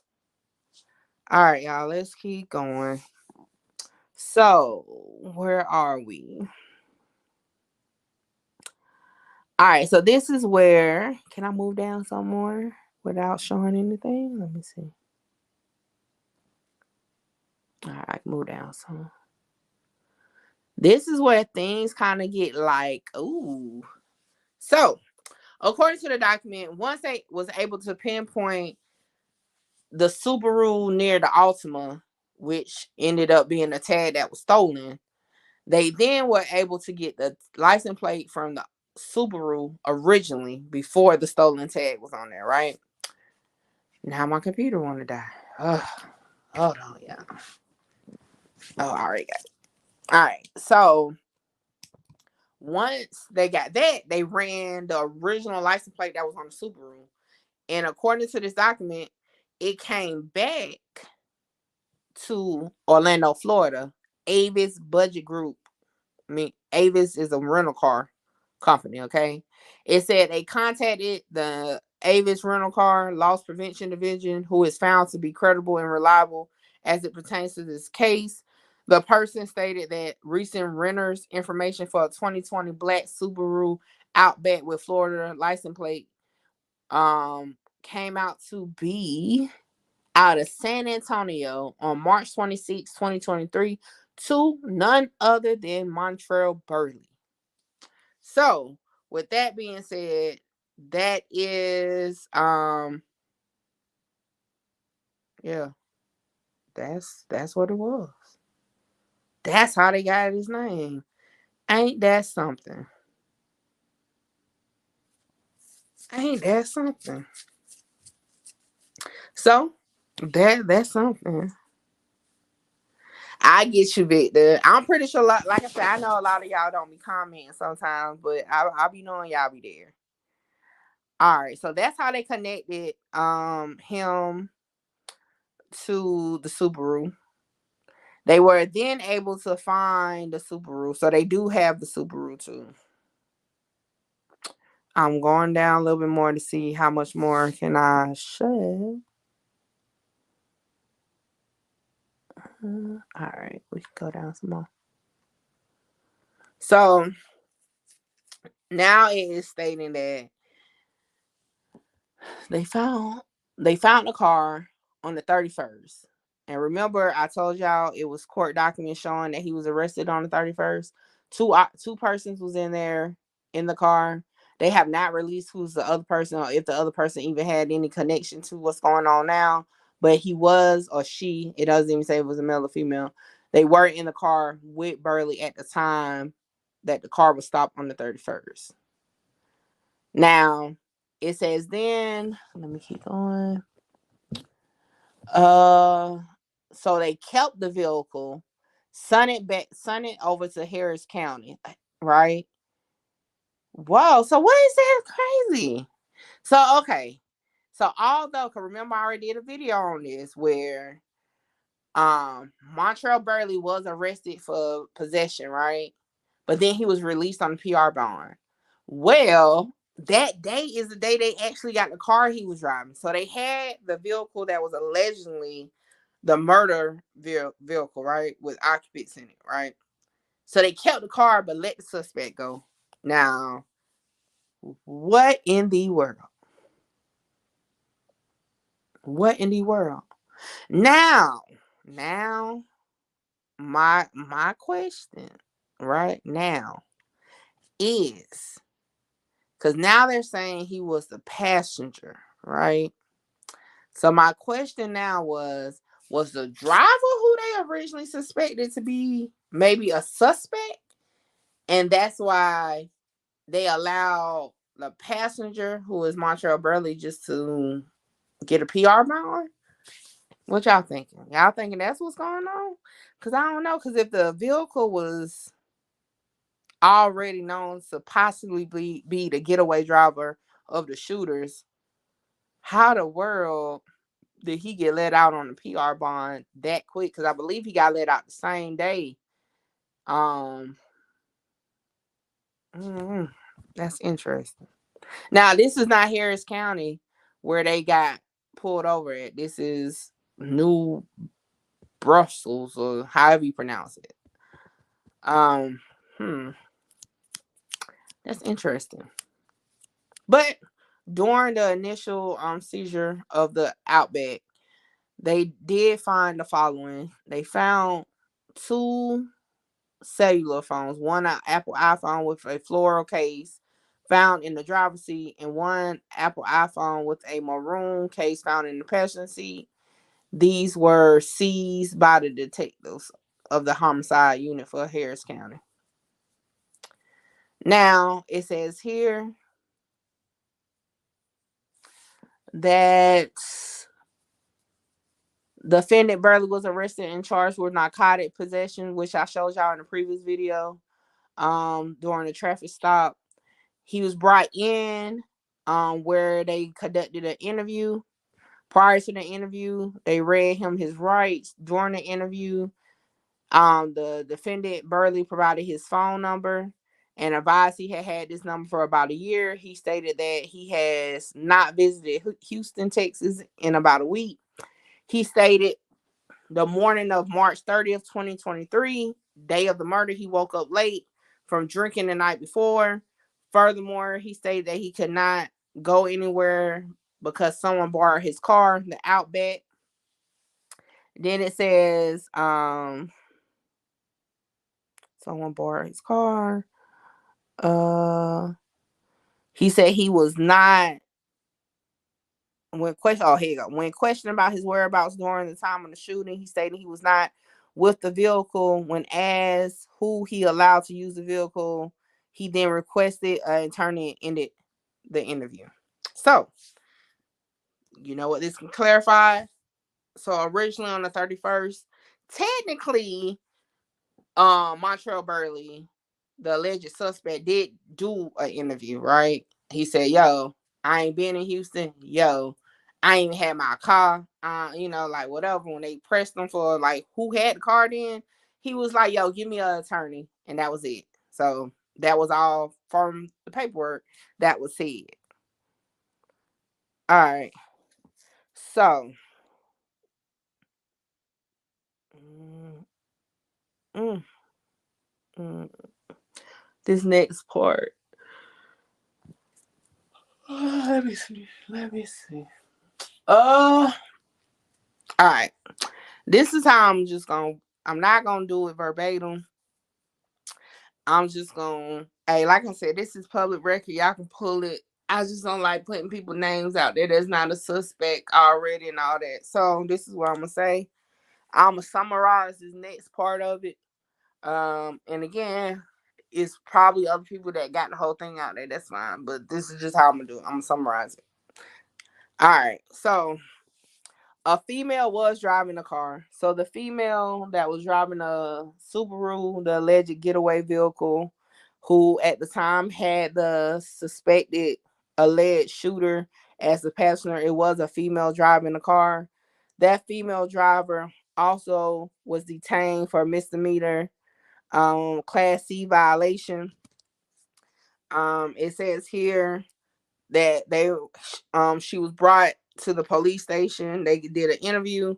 It said prior to the interview beginning, they read the female their rights. During the interview, she stated her relations to Burley, and stated that Burley was involved in a car accident with her vehicle not too long ago, and they are now in a rental. So that's why a rental was done.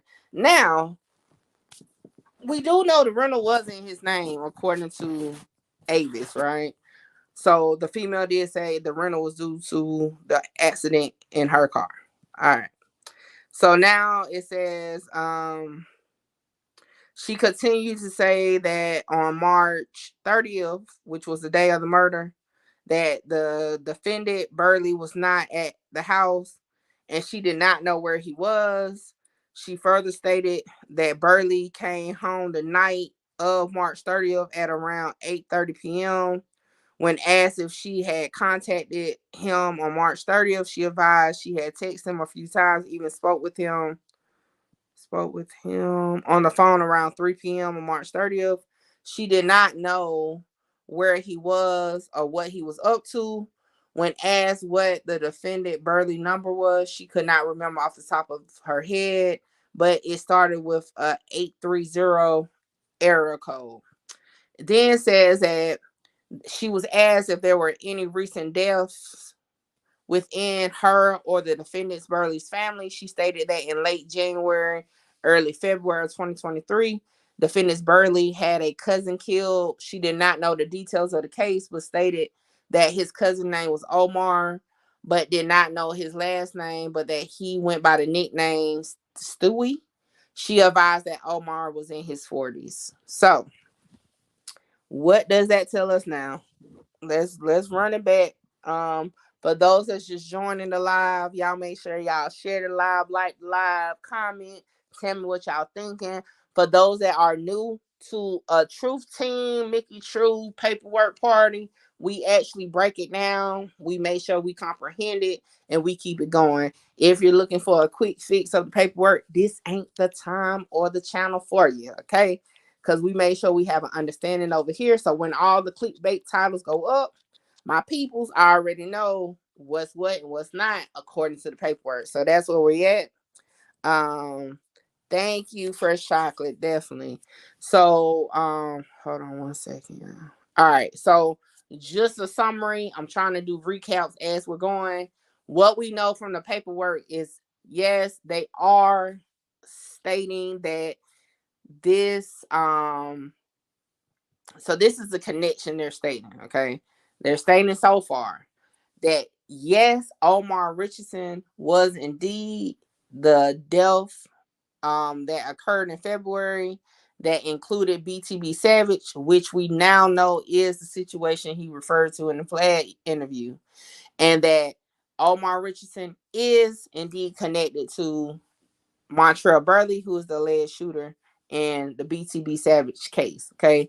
We then know that they do have surveillance video of the vehicles involved, including BTB Savage's vehicle and the shooters, the one that they got away from it. They blocked them in. We went over all that. Um, BTB Savage was found outside the car on his back, and that is where he was found deceased. He died at the scene. They do have a few witnesses that throughout the paperwork so far.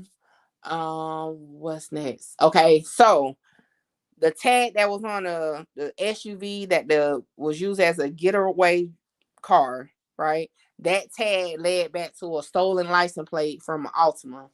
They were able to track down the Altima in the days before and found that a black SUV, was following the Altima. They was able to then get the license plate from the SUV, which was a Florida license plate. They tracked that back down to Florida to an Avis rental car. They then gave the name of Montrell Burley as the person that rented that car. Fast forward to the 31st. Well, no, rewind to the 31st. Hold on. Yeah, to the 31st. They found that vehicle. A woman was driving. A male was in the passenger side. That male was Montrell Burley. They brought him in for an interview.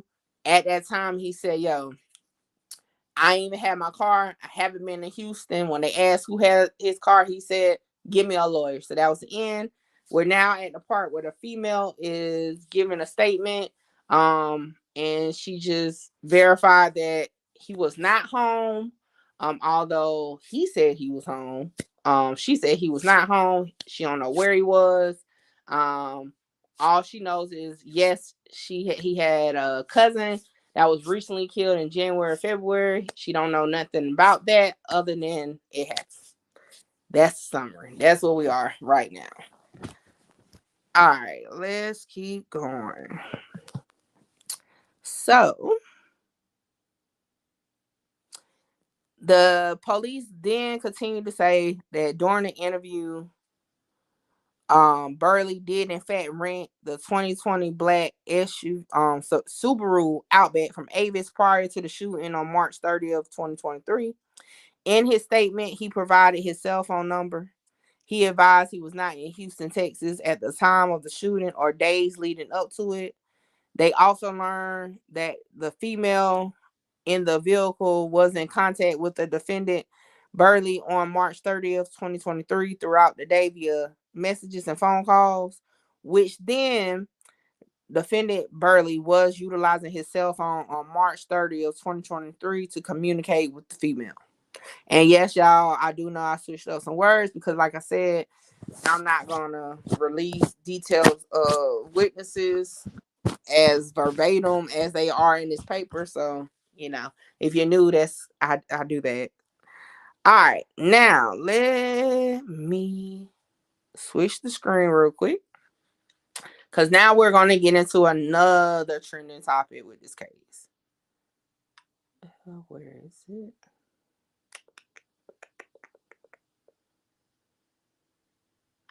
Let me just make sure it's not going to show nothing I don't want it to show.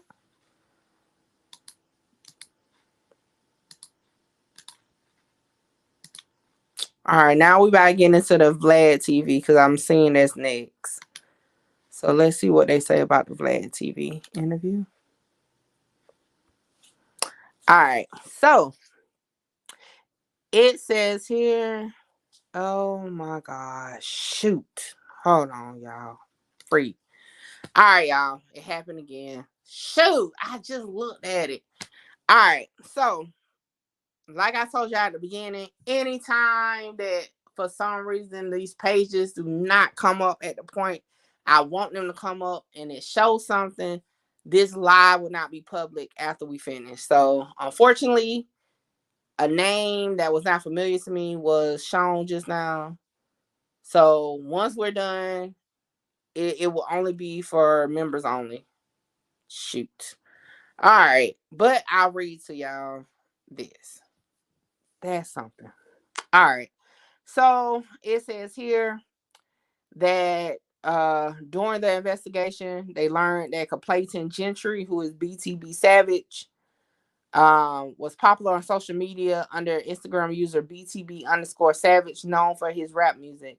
On March 31st, 2023, they spoke with a detective out of San Antonio Police Department in regards to case number blank.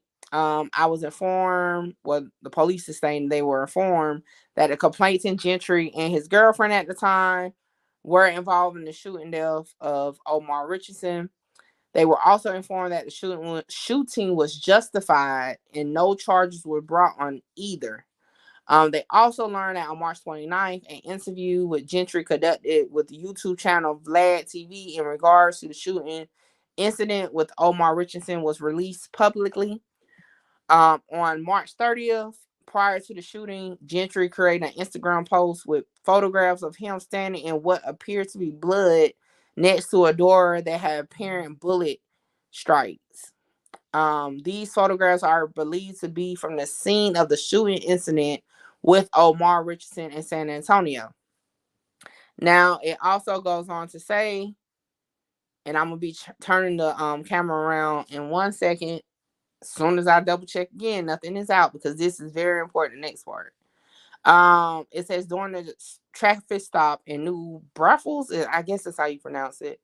A security camera fixed to the exterior of a building and over the door of Morales Court. They met with. Okay, so they met with the owner of the building to get the surveillance footage. Okay, and it says these are the timestamps based on the surveillance footage. All right, hold on, y'all. I'm just scanning one more time before I show it.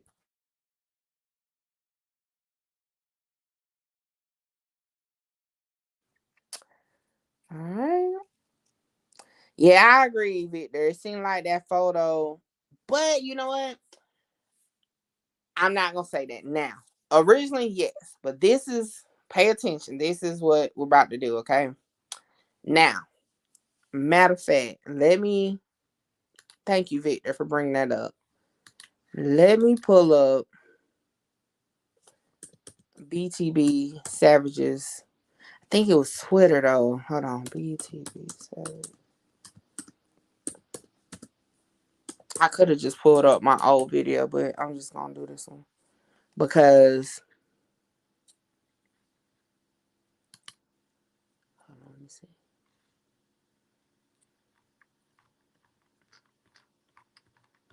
Trying to see when he actually posted it because I'm about to show y'all something. While originally I thought the same thing, right? Until I started reading the paperwork.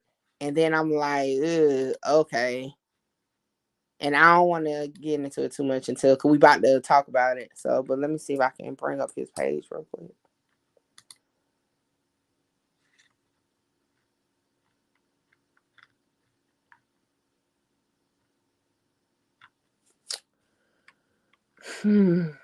Where is the actual photos?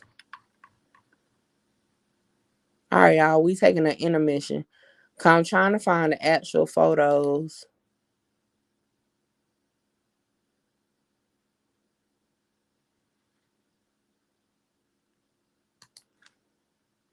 Well, I'm looking on now. I'm looking on his Instagram page, and it say that he actually dropped this on the 27th. But I thought that didn't come out to the Hold on, let me show y'all what I'm talking about.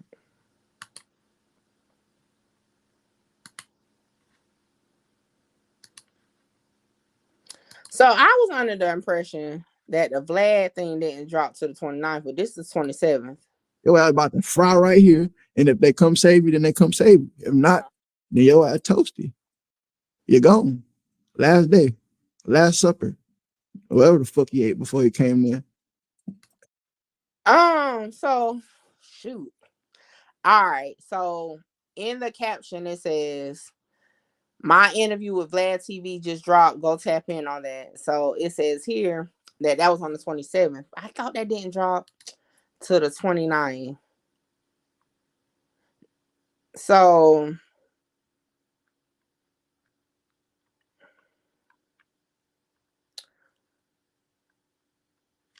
we know his arm was messed up when he took them pictures. And I believe the arm got messed up afterwards. What's the date of this? Okay, February 10th. So this was a week after. Let me try to find those pictures are viral. So let me try to find those pictures real quick. See, I want the date of the picture. Let me just pull up my video. Because I got it in one of my videos. Y'all know how my mind works. I be trying to connect some dots real quick. So hold on. Let me see. What was the name of that live that night?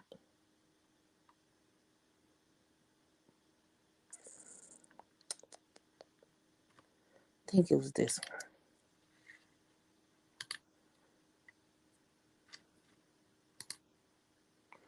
Okay, boom. It's right on the spot I needed it. Bam. Shout out me and my lives. Okay. What it do, Tony Snow?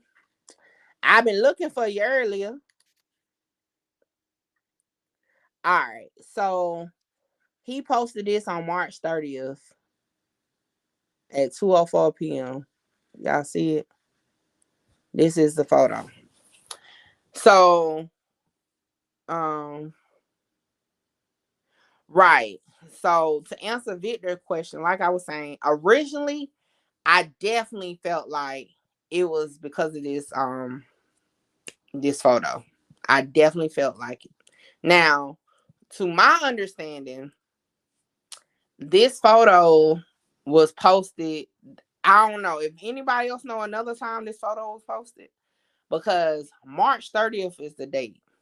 This is why I say now I'm not 100% sure that really played any factor in it. And matter of fact, let me see what I said that night because I need a quick second to walk away from my computer. So hold on.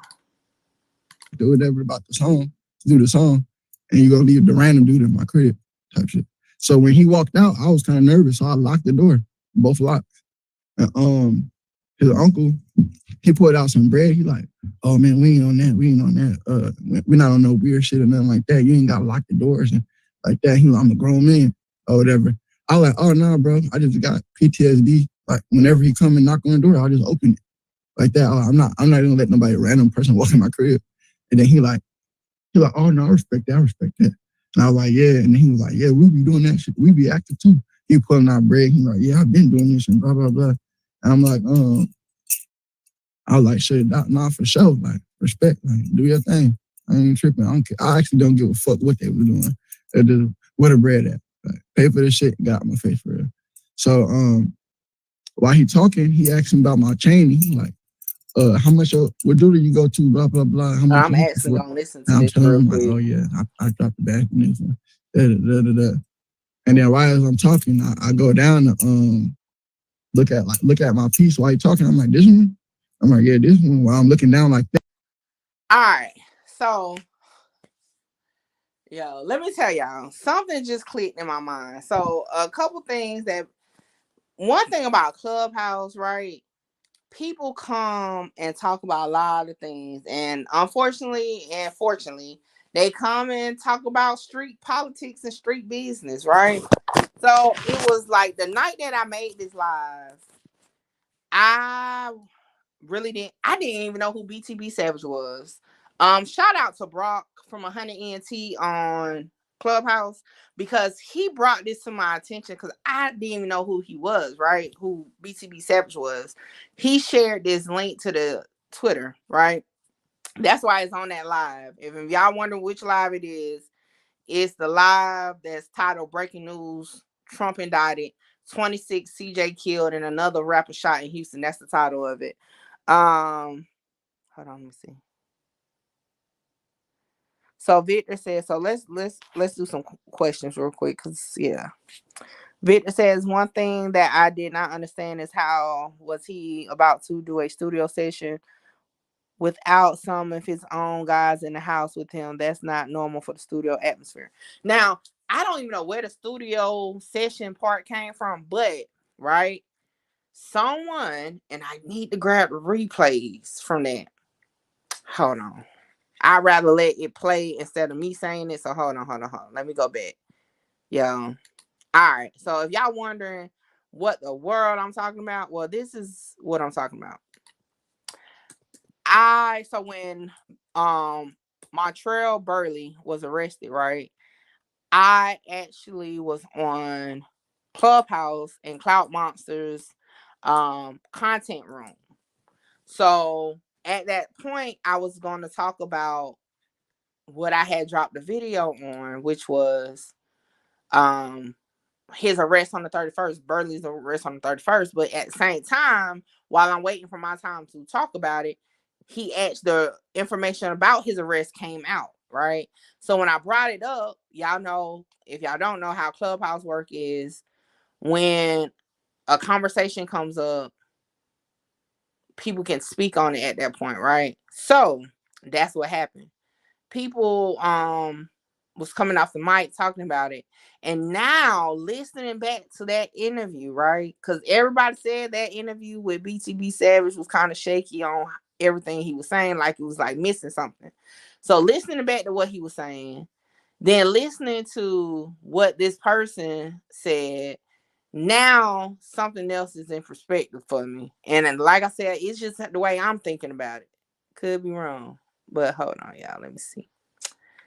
Dang, let me see if I can find a point. That's the only thing about Clubhouse. Now, no replays come in handy. I used to hate it. Like, you couldn't pay me to doggone listen to a replay. Okay? So, let me see if I can find a part. Hold on, let me see real quick. Hold on, y'all.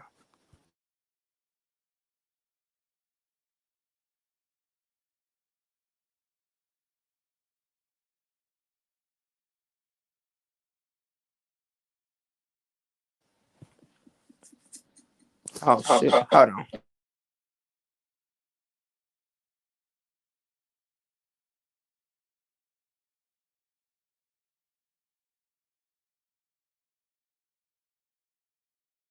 All right. I had to find the footage because how I got my thing connected is not gonna let me play the replay. All right, so basically, allegedly, possibly, per this person, right? It wasn't nothing about a studio session. It was about it was basically a drug deal. That was what was said. Okay, about some weed or something, and that's where shit went left at. So again, I don't know how true it is or none of that, but just listening to what he said, then listening to what was said on Clubhouse and putting it together in my own way, it kind of seems like studio session was just like like a what's the word, like a decoy to what really was going on. But yeah, nevertheless, it does seem like a little shaky in there. But back to the paperwork. So the reason why I wanted to find a date and to answer Victor's question, I now don't think it had anything to do with the pictures based off the date. Now, like I said, if y'all found where he posted that picture before, and then maybe my thought process would change. But this is why. Because according to the document, on March 29th, which is the day before the shooting, the day before the actual picture post, right? It says at 11:47 a.m., a male wearing pink hoodie, black hat, white shoes, carrying a phone with a red case, enters the driver's side of a black Subaru Outback and leaving the location. Okay. So now on March 30th, 2023, at 11:03 p.m., the black Subaru is seen in the parking lot space in front of Morales Court. A male wearing a light colored hoodie, dark hat, light shoes is seen, being the only occupant. It is worth noting, worth nothing. Okay, I guess it is worth nothing. The camera turns to infrared at night, making colors difficult to distinguish. Ugh, I know I said it wrong. Whatever. 11:05 p.m. A male opens rear hatch and removes items and places them in the back seat of the vehicle. 11:05 to 11:08 p.m. Male walks from Morales Court to the black Subaru multiple times. Male comes from Morales carrying some sort of towel or rag and enters the driver's seat of the black Subaru. During this time, the male remains inside the driver area of the vehicle. 11:14 p.m., a male is seen wiping the interior and exterior of the driver window with a light colored rag or towel. 11:18, a male is seen wiping the interior and exterior of the back left passenger seat window and towel. 11:20, a male closes all the doors to the Subaru into Morales Court with unknown items. 11:55, the PD Mart unit drives past the black Subaru. There is no one that enters or exits the vehicle or anyone seen entering or exiting Morales Court according to the video footage. All right. So now it says that on March 31st, okay, see, Tony Snow, I'm going to bring the question back up because you wasn't here earlier, but give me 1 second. So it said on the 31st, 6:55 a.m., a male wearing dark hoodie and hat enters passenger seat of the black Subaru. Female enters the driver's seat of the black Subaru. 6:58, the black Subaru reverses out of the parking space and attempts to leave and then stopped by the SWAT team. So I know definitely at this point they were sitting on them. So on March 31st, they were definitely sitting on them. Also on March 31st, that is when Darrell Gentry is officially identified, and the coroner said the manner of death is homicide and the cause of death is multiple gunshot wounds. All right. So Tony Snow, earlier we were reading, and y'all, this may have to be a part 2 live because we're just on page 4. I didn't even realize that. But anyway, earlier we was reading the paperwork and it said basically they was trying to get no bail because he had a previous felony conviction. Like he actually has a Fed case from 2012. And in that moment I said, yo, I wonder if the Fed's gonna pick up this case. Then Jennifer comes out and says, yo, wasn't the feds already on the case, right? So then I think back to when Fenner said, oh yeah, the Fed, our Fed people are here, but they're just here to assist. So now I'm like, I'm hearing Fed a lot throughout this case already. Will the feds pick them up? Like, is this something that the feds are involved in and just haven't made it known? So that was our thought process. Now, what I want to ask you, because I know you're in that area, does Fenner pop up on the scene like that a lot? Because the cases I review, I've never seen him actually on the scene of a crime. I've seen him do like press conferences later, stuff like that. But I only worked a few, not work. I keep saying the word, but I know people be taking it out. Content reviewed only a few. So it ain't gotta be Tony. If anybody from that area know, is that something common? Because I know in my area, Sheriff Leon Lott, definitely, if it's a gang related shooting, something like, he's definitely pulling up. Okay, he's gonna hold that press conference. He's gonna be there. Okay, for sure, without a doubt, he's there.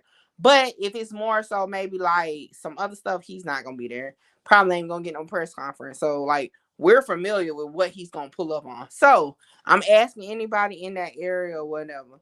Okay, so Tony Snow, like I said, I know for sure he's in that area. He said he does. So okay, cool. Because at first I was like, okay, that's a little weird.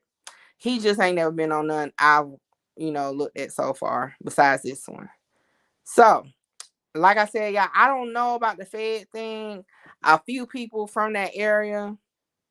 Oh, only high profile cases he will pop up. Well, he ain't pop up to the takeoff case.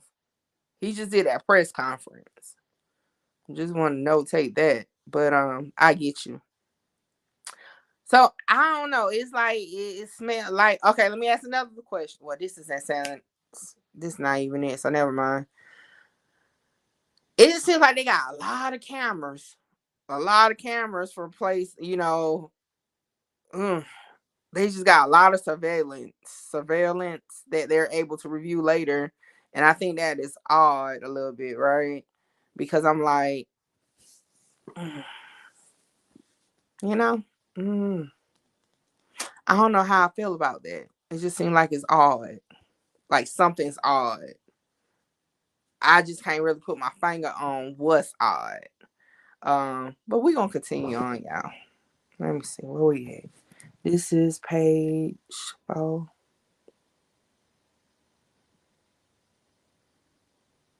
Okay, we went through that part. I don't know. I done missed the whole page. Okay, we got that part. Boom, boom, boom. We got that. Mm-hmm. All right, so the next part is where they actually talk to BTB Savage's mom. Mm-hmm. Okay, I'm missing something. Oh, right here. So it said according to BTB Savage's mom, they learned that BTB Savage was staying in an Airbnb located on West Creek Lane in Houston. So he was living in Houston. Because remember, we was unsure why he was there. She stated that Daryl, which is BTB Savage, had only been staying there about 2 months. She stated that after the shooting of Omar Richardson in San Antonio, Daryl was receiving threatening messages via Instagram from Omar's family members. She told Daryl that he needed to come to her in Las Vegas to get away from them. She stated that he was either going to head to Las Vegas the day, which is 3:30, or the next day, but he was shot. Miss Ward believes Daryl's death is directly related to the shooting of Omar Richardson. Now, as we have been stating for a minute, she has not been quiet about that. She has said that from it first was announced, she was BTB Savage's mom. So that is something. So he was living in Houston for about 2 months. Now, what we can say was this rental car, in public opinion, rented for this particular purpose. I'm gonna say, in my opinion, in my view, no, because we already know the female stated a car accident occurred, and that's why they even had a rental car, and that was back on March 26th. Now,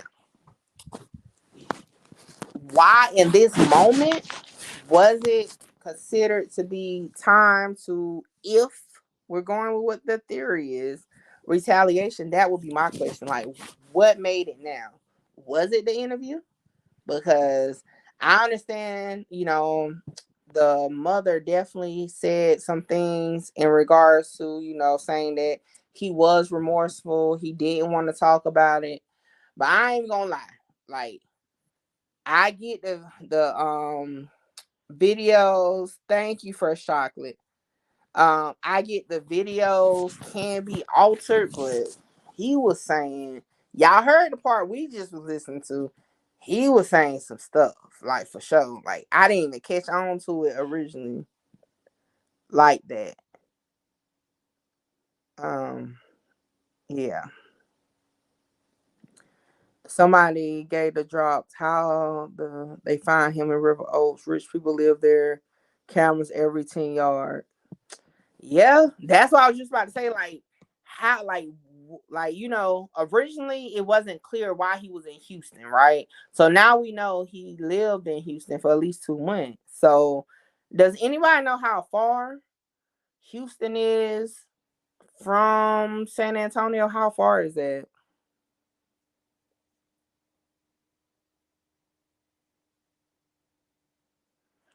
I mean, Victor, I definitely agree with you on that one. So Victor says, because I got the paperwork up and I got to keep my disclaimer up there, but Victor says, that's another thing I do not understand. After any kind of shooting, self-defense or not, the shooter, you supposed to leave the state and go to an unknown area to recuperate and get help immediately. So I ain't gonna cap for sure. If it went down like that, like they're saying, and that this guy was somebody or whatever, and then people were sending death threats and all that, I wouldn't have stayed in the city for sure. So it's about 2 hours in between. So that's not no random, let me go up the street to get a cigar. Oh, shoot, that's that dude right there. So it's not even one of them.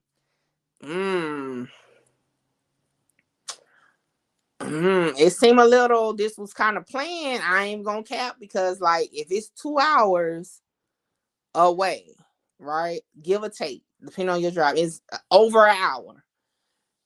To say you just happen to stumble across somebody, that's gonna be hard to, like, put into perspective. Cause, like, how do you just stumble across somebody 2 hours away? Let's continue on. Um, so I got to read it some more because some names keep popping up. And I'm noticing they're, like, in paragraphs, and that's why I missed it the first time. So let me see. Yeah,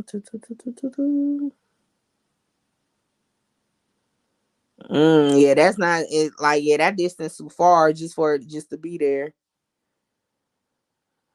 All right, so it says here that okay, we don't want to do that. All right, so it does say that a drone. Okay, so this is how they sent a drone in. So it says that a drone unit deployed an unmarked drone over Morales Court on March 31st until from 33 hours, well, 0033. So what is that? 12:33 a.m. until 1:30 a.m. maybe? Or maybe that's not what they're saying. 0 through 3. So are they saying what? I don't know what they're saying at this about the hours. I don't know if that's a time or what, but anyway, when the drone battery became depleted. So they had a drone over there. Okay. Tony Snow, like, a drone. Wait, what? Yes. So hold on. Let me see. Does this part have any names in it? Is it already on the screen?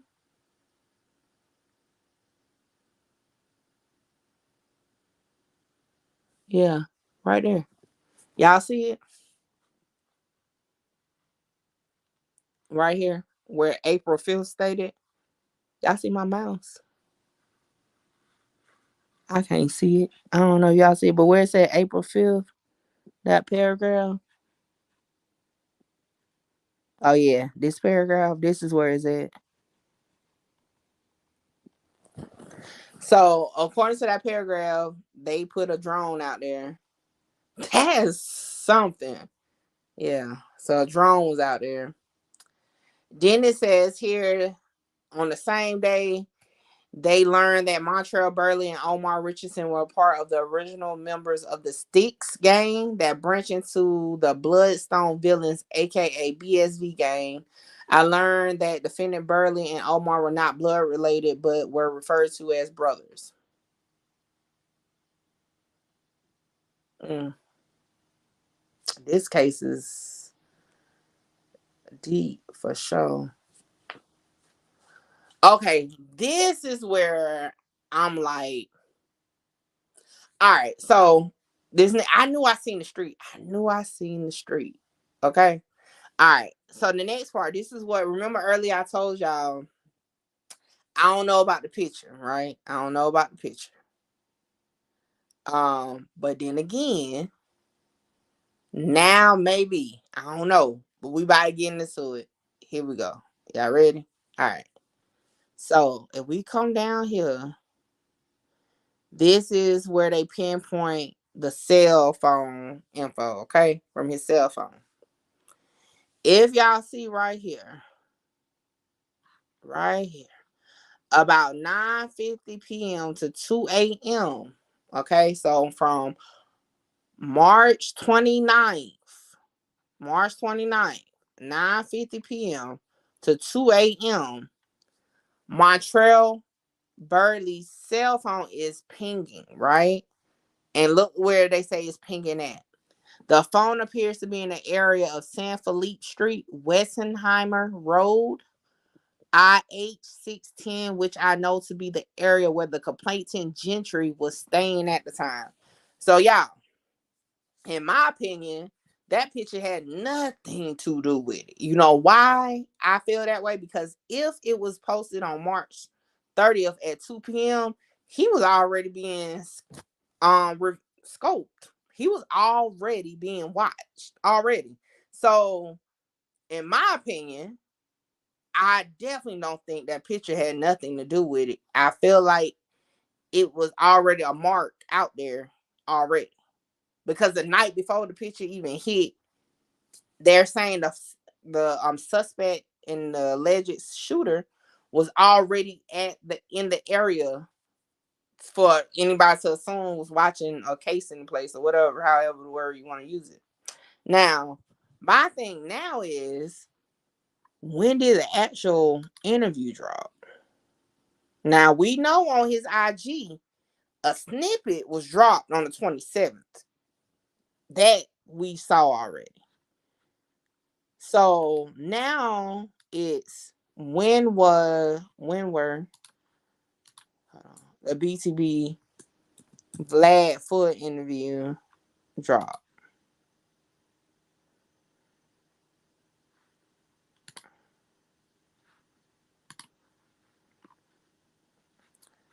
So March 26th. All right.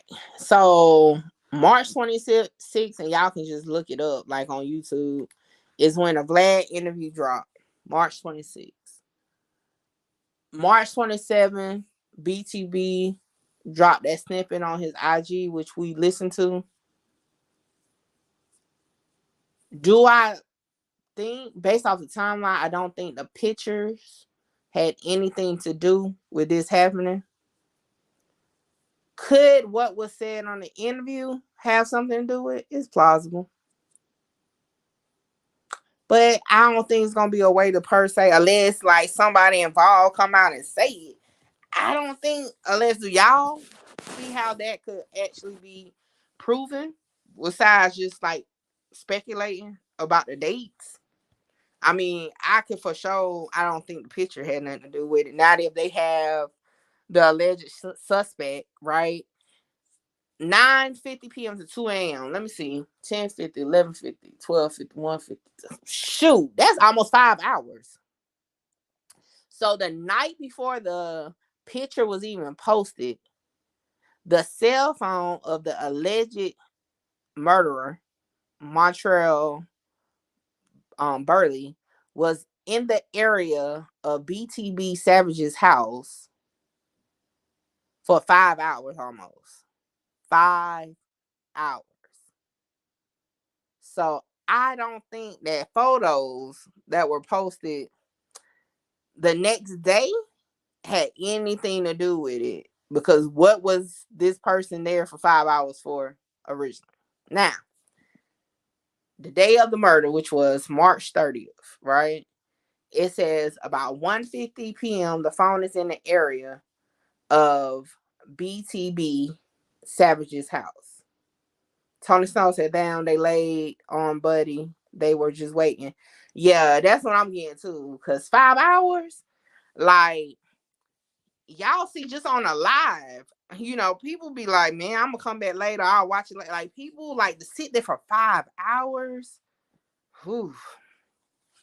So it says Where okay, so at 150 was there. About 3:15 p.m. the phone appears to come stationary constantly using the same cell tower, which appears to be close to complainant's Gentry residence and the shooting location. So we got 5 hours the night before on the 29th, okay?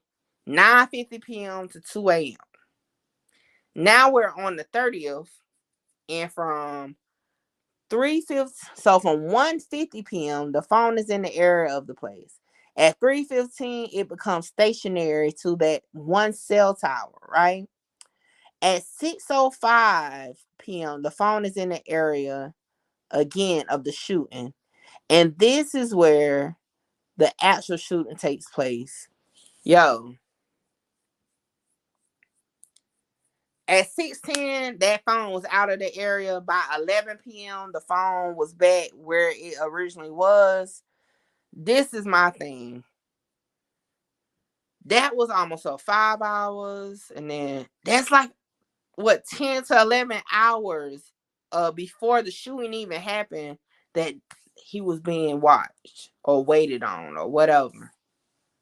That's crazy.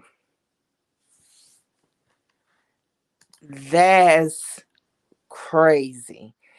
When I say this seems like a scene out of a movie, even when we was reading the original um wording of what went on during the shooting, and now to hear this, yeah, he was definitely, and again, allegedly, in our opinion, we just playing Clue. We ain't got no real life ties to this. Um, he definitely was marked for sure. I mean, like I said, this seemed like a movie. Definitely marked, like without a doubt. Ooh. But again, I don't think it had nothing to do with the photos. Like I said, if anything, maybe the interview, what he was saying, because like I said, I get the reports and the from his mom that said he was like didn't want to talk about it. He was apologetic, but some of that stuff he was saying didn't seem so apologetic to me. And I'm actually gonna play what's on his Instagram one more time. Because ooh, mm, that is something. Where is it? All right here. He like, while I walk by, he grabbed my foot. He like, come on, bro, take me with you, bro. I can make it to the hospital. I just need to go to the hospital. Oh, well, nigga, fuck you. Like, I ain't taking you to no fucking hospital, boy. Your ass about to fry right here. And if they come save you, then they come save you. If not, then your ass toasty. You're gone. Last day, last supper, whatever the fuck he ate before he came there, that shit gone. So that was pretty much of that. After that, I rushed to the hospital. Well, I go down, I'm trying to, and then he like, while Whew. Yeah, I'm gonna post a full video definitely in my description. Matter of fact, I need to do that now because I'll be done forgot. But Tony Snow, yeah, we went over that part because you're always late to the live, but we went over that part, and it said it was an Altima, a Nissan Altima tag is what it was. Hold on, y'all. Let me post a link to his IG. And I'm gonna post a link to the whole Vlad interview because I don't want no problems. But like I said, we ain't listening to it directly from Vlad page. We're listening to it from BTB Savage page, but I'm gonna post it anyway. Ah shoot, I got to wait. I forgot I'm already on live. All right, let me put it in my notes to post it. All right, this is crazy. Okay, like I don't know what y'all think about what he said in just that clip.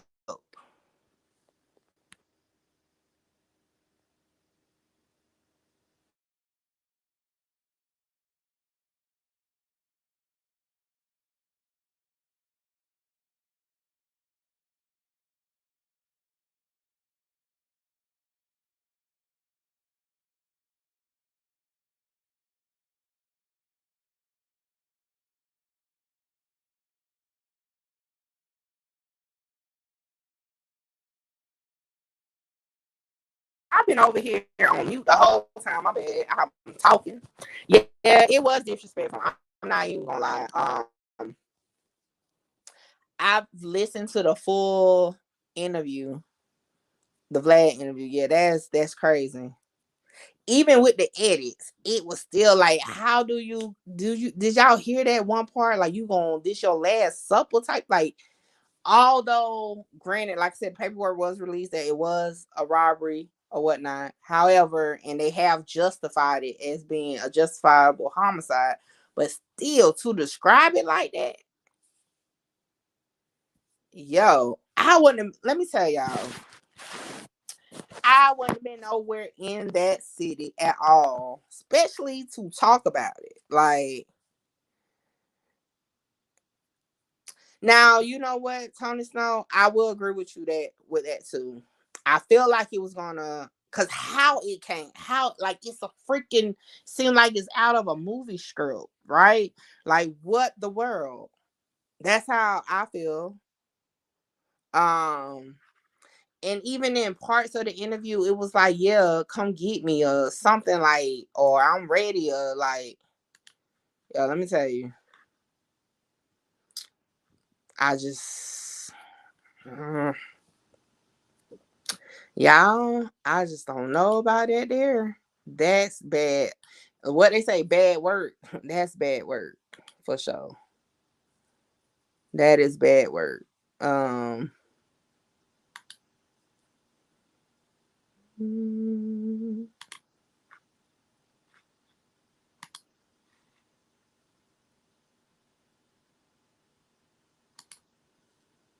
all right, hold on. I'm doing something with my mods real quick.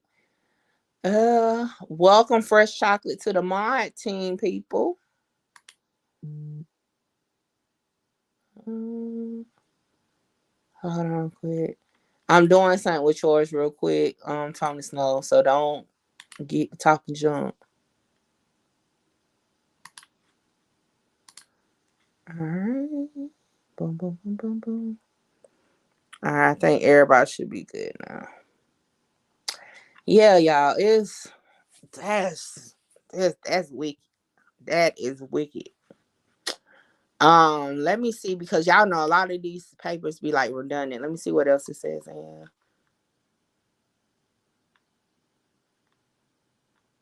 Okay, we already know that.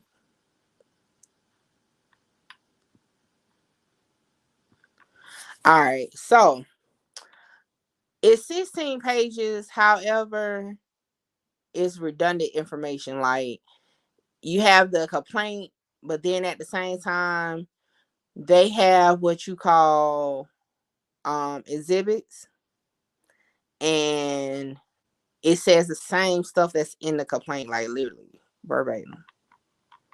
Um,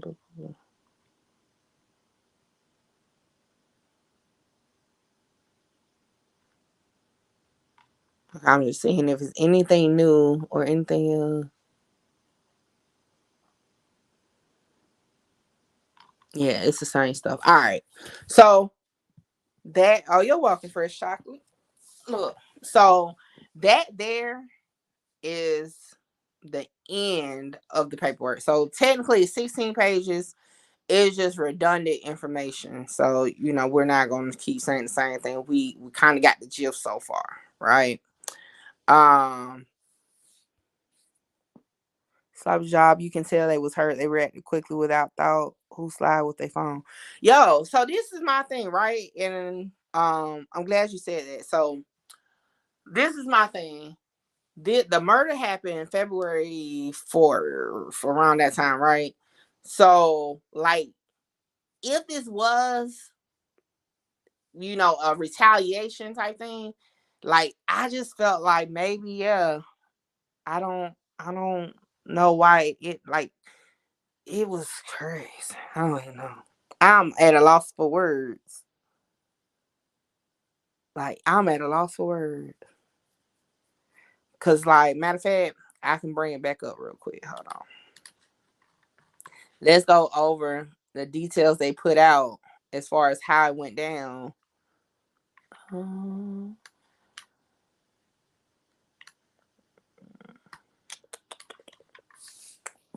All right, let's see. Mm-hmm.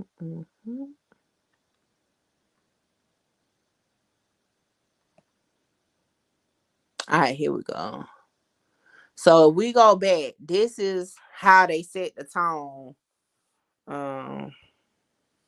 Well, to be honest, the phone, from what we read in the documents, the phone connected, like, confirmed some stuff. But really, the issue was the camera footages that they had in the area. Like, the whole shooting is on camera. The shooting is on camera. Now, the identity, per how they worded it, they found his actual identity, Montreal Burley, because they were able to run the tag for the license plate that was used, found out what car it was actually on, ran it back through the system to find out around the time when it was reported stolen where it was. They then pinpointed the black Subaru, which witnesses already said was part of the shooting, and the getaway car. And per surveillance footage, they see that as a black Subaru. Then they were able to run that actual license plate that was on it prior to them taking the Ultima tag, ran it, brought back to Avis rental car, which the name of the person renting the car name was Montreal Burley. So that, I mean, without the phone, I mean, that's still that's still crazy. This is definitely like an odd situation for sure. Now, this is what the paperwork said, and I said it, I showed it earlier. But I'm not gonna skip through the screens real quick. But it says that boom, boom, boom. They reviewed security footage, which had multiple views towards the street of Mid Lane. While reviewing the footage, the police, observed a white Mercedes sedan matching the description of the complainant's vehicle traveling north on Mid Lane with a black SUV traveling directly behind it. As both vehicles continue north, the white Mercedes comes to a stop in the roadway. At that time, the black SUV drives around the white Mercedes into oncoming traffic, then turns back into the correct lane at an angle, blocking the white Mercedes from traveling forward. The white Mercedes then attempts to drive around the black SUV. As it is doing so, there are two distinct muzzle flashes coming from and around the black SUV. Shortly after that, the black SUV drives northbound. While reviewing the video, they noticed the black SUVs to have dark tinted windows and black wheels.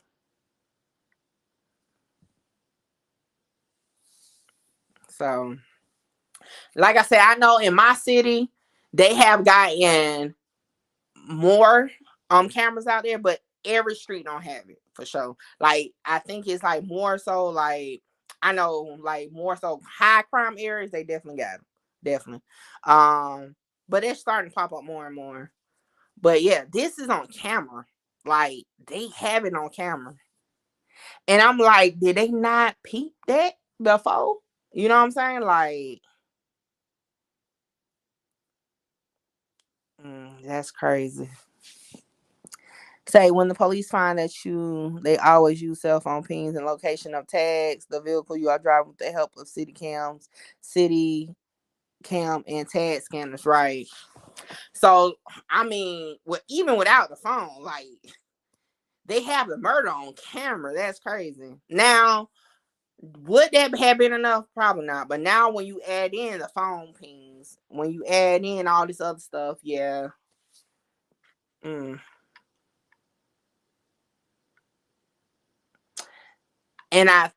this is, what kind of is kind of giving me kind of like the Snooty Wild case, y'all. Y'all remember when we looked into the original paperwork in Research Club?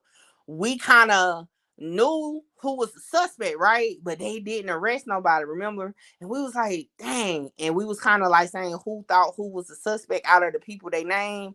And a lot of us said it was Ivory Williams, but then we was like, we must be missing something because he wasn't arrested. And then what, 7 months, 8 months later, he finally got arrested for it. So it giving me that vibes, right? Like it's that much evidence there, but this time they actually made her arrest immediately instead of 8 months later. Is it raining? My bad, y'all. I started hearing it raining.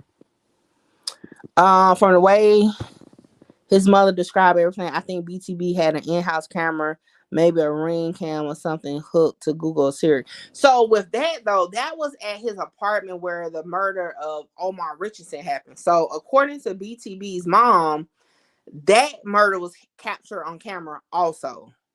So they have that. So Tony Snow said Airbnbs in Houston has cameras. Well, I will say, like I said, y'all know I omit names and all that. From what I'm understanding, the footage that they initially had, right, did not come from BTB Savage house directly, from how they worded. I will say that. Y'all know y'all welcome to pull the paper, but y'all know I try to stand. But it is some home surveillance cameras.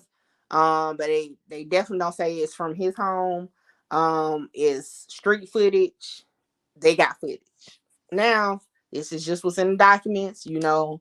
It's some people that's gonna be like, no, Mickey, it's this. I don't live in Houston. I don't know what's word on the street. Y'all know people that's there, y'all definitely know how the city move, you know.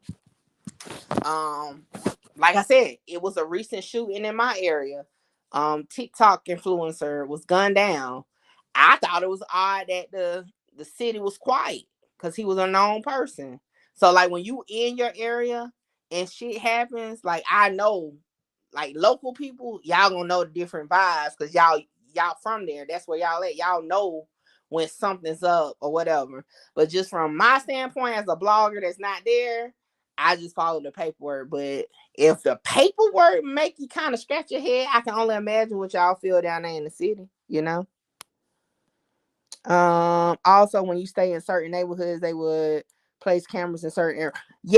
Yes, I agree with that, Victor, because like I said, in the area of town where I grew up or from, they definitely got them there for sure, without a doubt. They got them there. Can y'all still hear me? I had to move my phone. Okay, but this okay, so a couple things that's like I'm definitely gonna be like interested in getting an update on. Will the feds come into this case, right?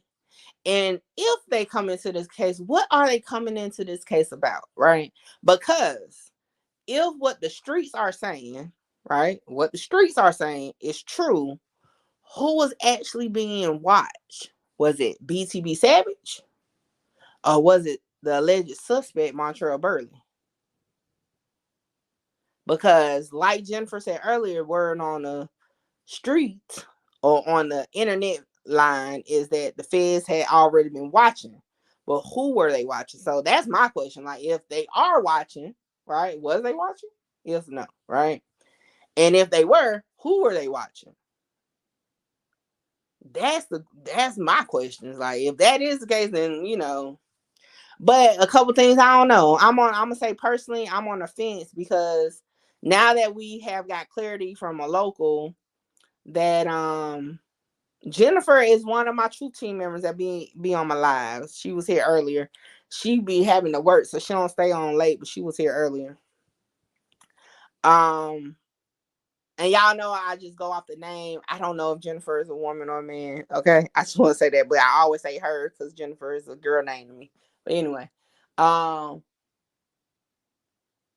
yeah, that's interesting. That's interesting. And matter of fact, Tony Snow, do you know of any other like popular cases, right? Or um big cases that happened in Texas in recent years outside of Mo 3, because we know that was Dallas, that did not occur in Houston. Because it seemed like it goes down in Houston. Because, like I said, outside of the Mo 3 case, all other cases that's been like headliners came out of Houston. So I wonder what's going on in Harris County. Like, whew, okay. I was wondering that. Like, what's going on in Harris County? Yeah, I'm kind of like I said, I read some of the paperwork, but tonight I read it all together with y'all. And boy, it got my mind over here like, whoa. And y'all know I don't do conspiracy theories, but I ain't gonna cap. This story make you kind of, your mind kind of shifts into the conspiracy aspect. I ain't gonna cap. I ain't even gonna cap on that. Like, mm, I don't know, y'all. I ain't gonna cap, but I'm over here still scratching my head. Like, I don't even know. Like, I don't even know what to say because I'm just like over here, like, dang.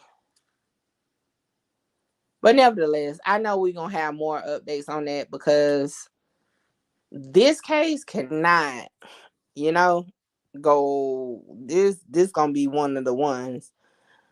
Oh, they wild right now. Every hour, oh wow.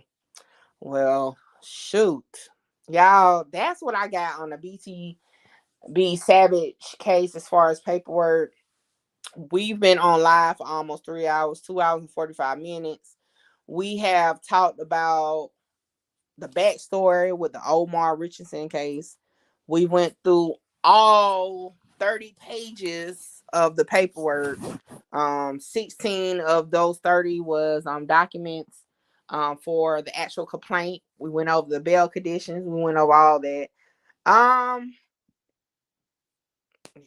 Whew, right. First chocolate. I'm over here I'm like, I don't even know.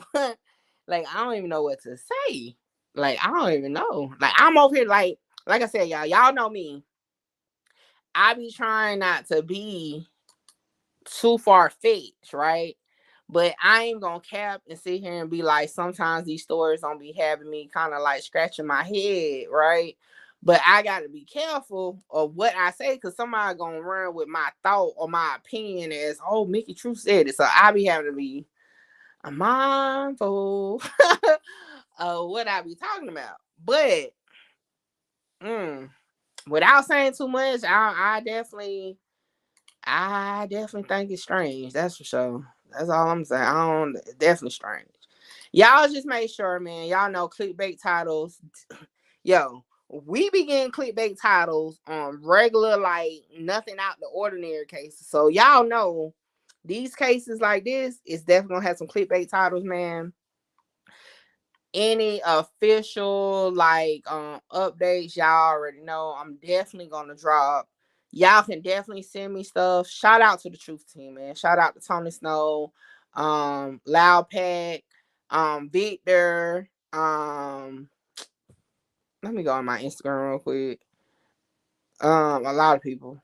Shoot. Jersey on, the Clout Monsters, man, Don Ben, Smoke, doggone Black Jers. Who else? I'm trying to name people that be sending me the headlines that sometimes I be missing. It's a lot of y'all, and if I didn't name you by name, I'm sorry, but I get a lot of y'all that hit me up like, "Yo, Mickey, you saw this," so I appreciate y'all because a lot of times I be doing other things or trying to complete one task, and I be missing some of the headlines. So shout out to y'all because y'all keep me up in the know on a lot of things that's going on that I may not know about at the moment, giving me the opportunity to come out and say something. If y'all notice, I have started doing shorts now because I'm glad I started utilizing it. Shout out to T Money because he was the one that actually told me to Tony Snow, stop it. He actually is the one that told me to start doing shorts just to say, all right, yo, I know about it. Boom, we gonna run it. So that's what I've been trying to do. I've been trying to just drop shorts, letting y'all know, like, yo, yeah, this is the update. We're gonna break it down later. And that's what I did with this. So shout out to y'all. Shout out to everybody that still pulled up, even though I was 2 hours late. Your girl had went to sleep. Okay. I was knocked out. I ain't gonna sit here and say it's gonna be tonight, but I'm gonna chop it down for those that, you know, are not officially Truth Team members yet. Y'all still just with the let me see if Mickey Truth gonna say about this. I'm gonna try to do a shorter video for y'all. If not, y'all gonna have to just find the parts in the in the live for your questions. But for the most part, we kind of set the foundation already on what kind of cross reference it with what the rumors are and what's in the paperwork. So we got that part. So from here, we can build as stuff is coming out. Yes. Okay, so I haven't even dropped a short. I think I'm gonna do a short tonight real quick. Matter of fact, when I get off live, so that I can just get it out the way. But yes, I am aware of the update on the Mexico case. I am going to drop a video. I don't know. Y'all want me to do a live on that or a video?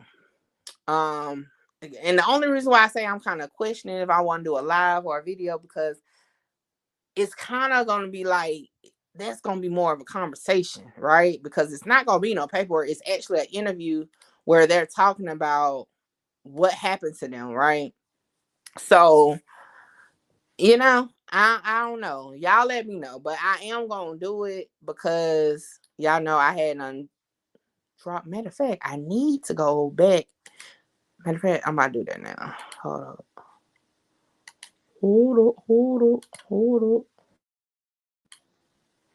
All right, let me go back because I think I took that video down because I ain't think y'all was really fooling with it like that. So hold on, let me see because I'm about to probably make it go back live. To hear from me. Is it still? Yep. So I'm gonna make that go back live. All right, so I just made those videos go back live.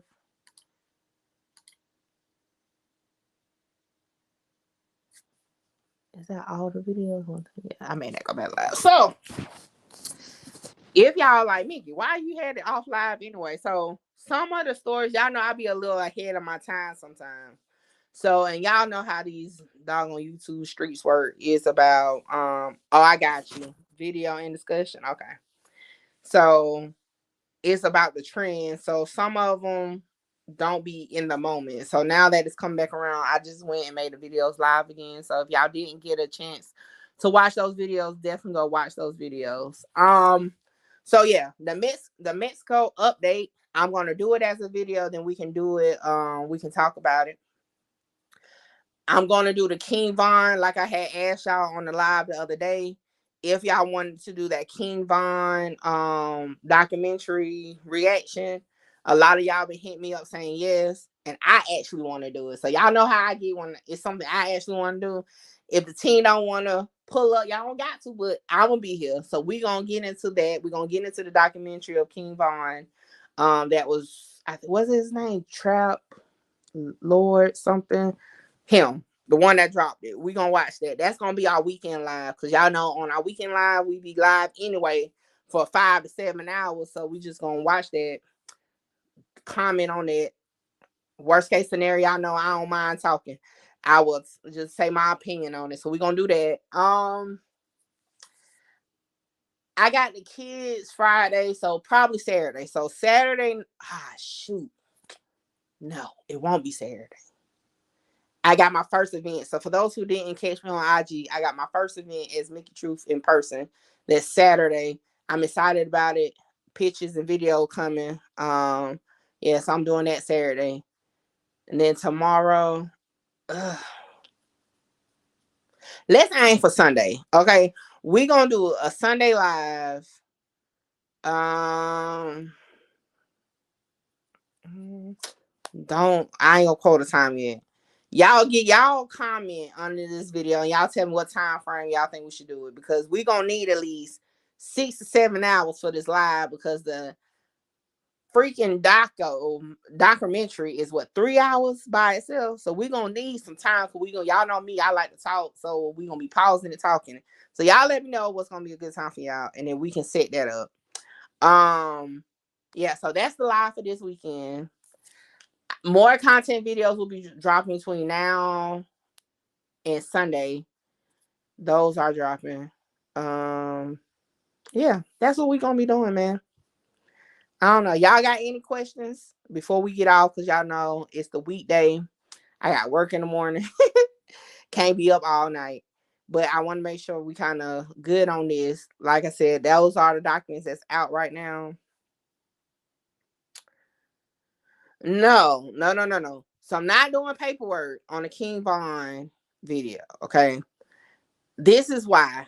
So if y'all remember, a couple months ago, I said I wanted to do a King Von series because I was really into the storyline in Chicago before Takeoff Murder, before I came out as a YouTuber, right? And I had wanted to do it. I have submitted so many, matter of fact, let me pull it up. I've submitted so many requests, okay, to Chicago. They've been giving me loophole after loophole after loophole to why my request ain't go through. I got to send it this way, send it that way. So I'm about to show y'all something.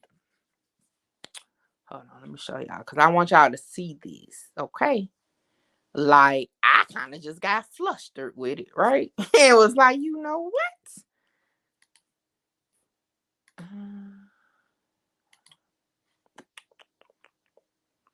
Y'all know I keep it 100 with y'all. All right.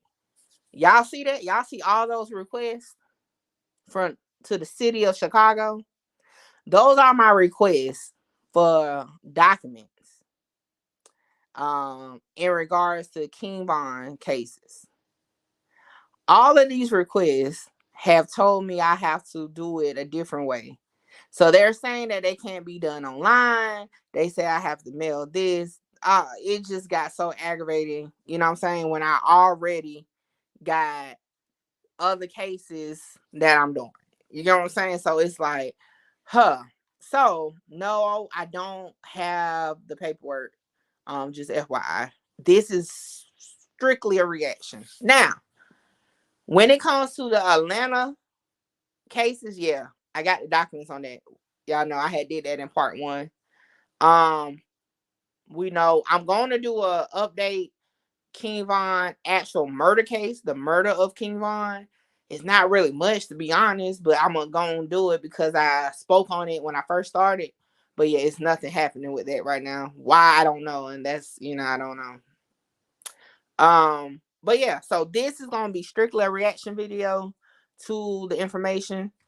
If we're able to, find out something, we can. But yeah, this is not paperwork on that. I tried to get it, don't have it. Dang. That's one. So I will say that's one case that I don't have. I don't got the paperwork on that. Not yet. Now that I'm thinking about, I might take the time tonight when I get off live to go ahead and do the written request and see what's what. Yeah, Victor, I agree. Cause I was like, God dang. Like I said, I've requested stuff from many places. To be honest, Florida is the best place to request stuff. They be quick. I ain't gonna cap. They be quick. They be quick with it. Yeah. So that's what we're doing Sunday. We're gonna do the reaction video. Y'all let me know what time y'all thinking about. I may do it about 6 o'clock. Do like a 6 p.m. to midnight type thing, or to give or take, because certain parts we may not sit there and watch, y'all know. But for the most part, we gonna watch it. It'll be my first time watching it because I haven't even watched it because I want to watch it with y'all, and we gonna chop it up about it. That's it for this week. For right now, that's what I got. Y'all already know news get to changing, stuff get to happening. Shoot, I can't do Sunday either. Hold on, Sunday at 6. Yo, dang, I forget. This is a busy weekend. All right. Let me just get back to y'all on when the live gonna happen, okay? I got a couple things going on this weekend. And like I said, this particular one off bat, y'all know normally when we on live, it's like I don't really have a time limit. It's just like I see how y'all going. And the other night, literally hell, it was just me and Tony Snow talking on live. Really, it was other people on it, but Tony was the only one in the comments, and I literally was just talking. So, and we was on there for about 6 hours. So y'all know I kind of go with the flow. But this live, being that it's a reaction, we have to do it. It got to be at least 6 hours. So yeah, got to be at least 6 hours. Let me see. Trying to think, is there anything else I want to do before I get up out of here? Oh, and then yeah, shout out to Skull Man for sure. That interview was real good with him and WACK100.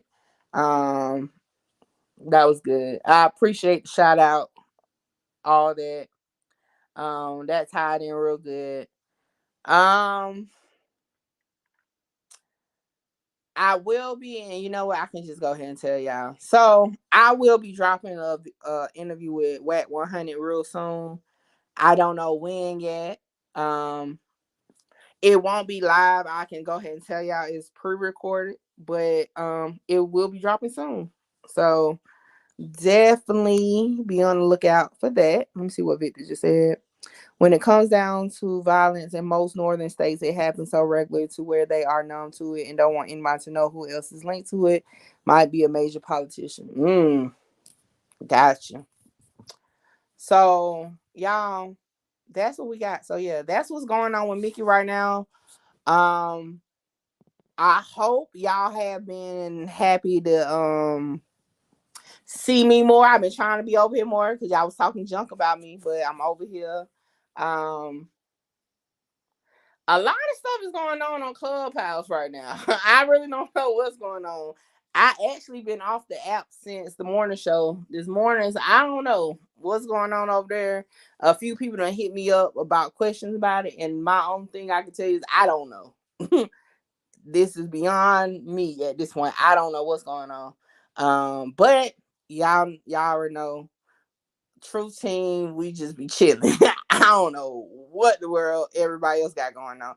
Nevertheless, my motto is still the same. I rock with who rocks with me. That's always been what I said.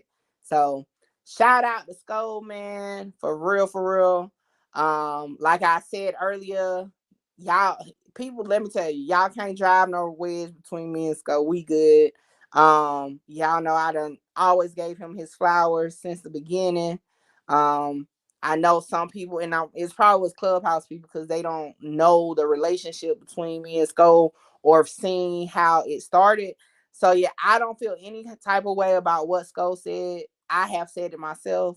Skull definitely shined the light on Mickey Truth when I only had, now he said 2 followers. Skull, it was 5. Okay. It was 5. It wasn't 2. But yeah, hey, he definitely shined the light on me. He definitely helped me out when I was the unnoticed. Okay. So I'll look, I said it. That is what it is, you know. He definitely discovered me on IG, 5 followers, and invited me over to his platform. And I grew from there. He definitely, matter of fact, um, I'm gonna play that. Matter of fact, hold on, y'all. Hold on. Well, hold on. Let me play it first, Tony, because it was just some people that was trying to stir up some little controversy with me and Skull. But you can tell it's not nobody that know me and Skull's relationship, how it started, and all that. Obviously. What's up, Gates? All right, let me. So I'm gonna play what he actually said. Hold up first. And boy, I need to, matter of fact, before we get into it, I do need to doggone pop up on Skull channel more because it seemed like y'all don't forget, some of them don't forgot who I am. I was reading the chat, they was like, who? I was like, dang, it's been that long since I've been over there. People don't even know who I am over there no more. They like, who? And then you can tell the ones that knew because they was like Mickey Facts. I was like, yeah, because y'all know that's where the name came from over there. The Mickey Facts part. Hold on, let me put the disclaimer out before I play the video. All right.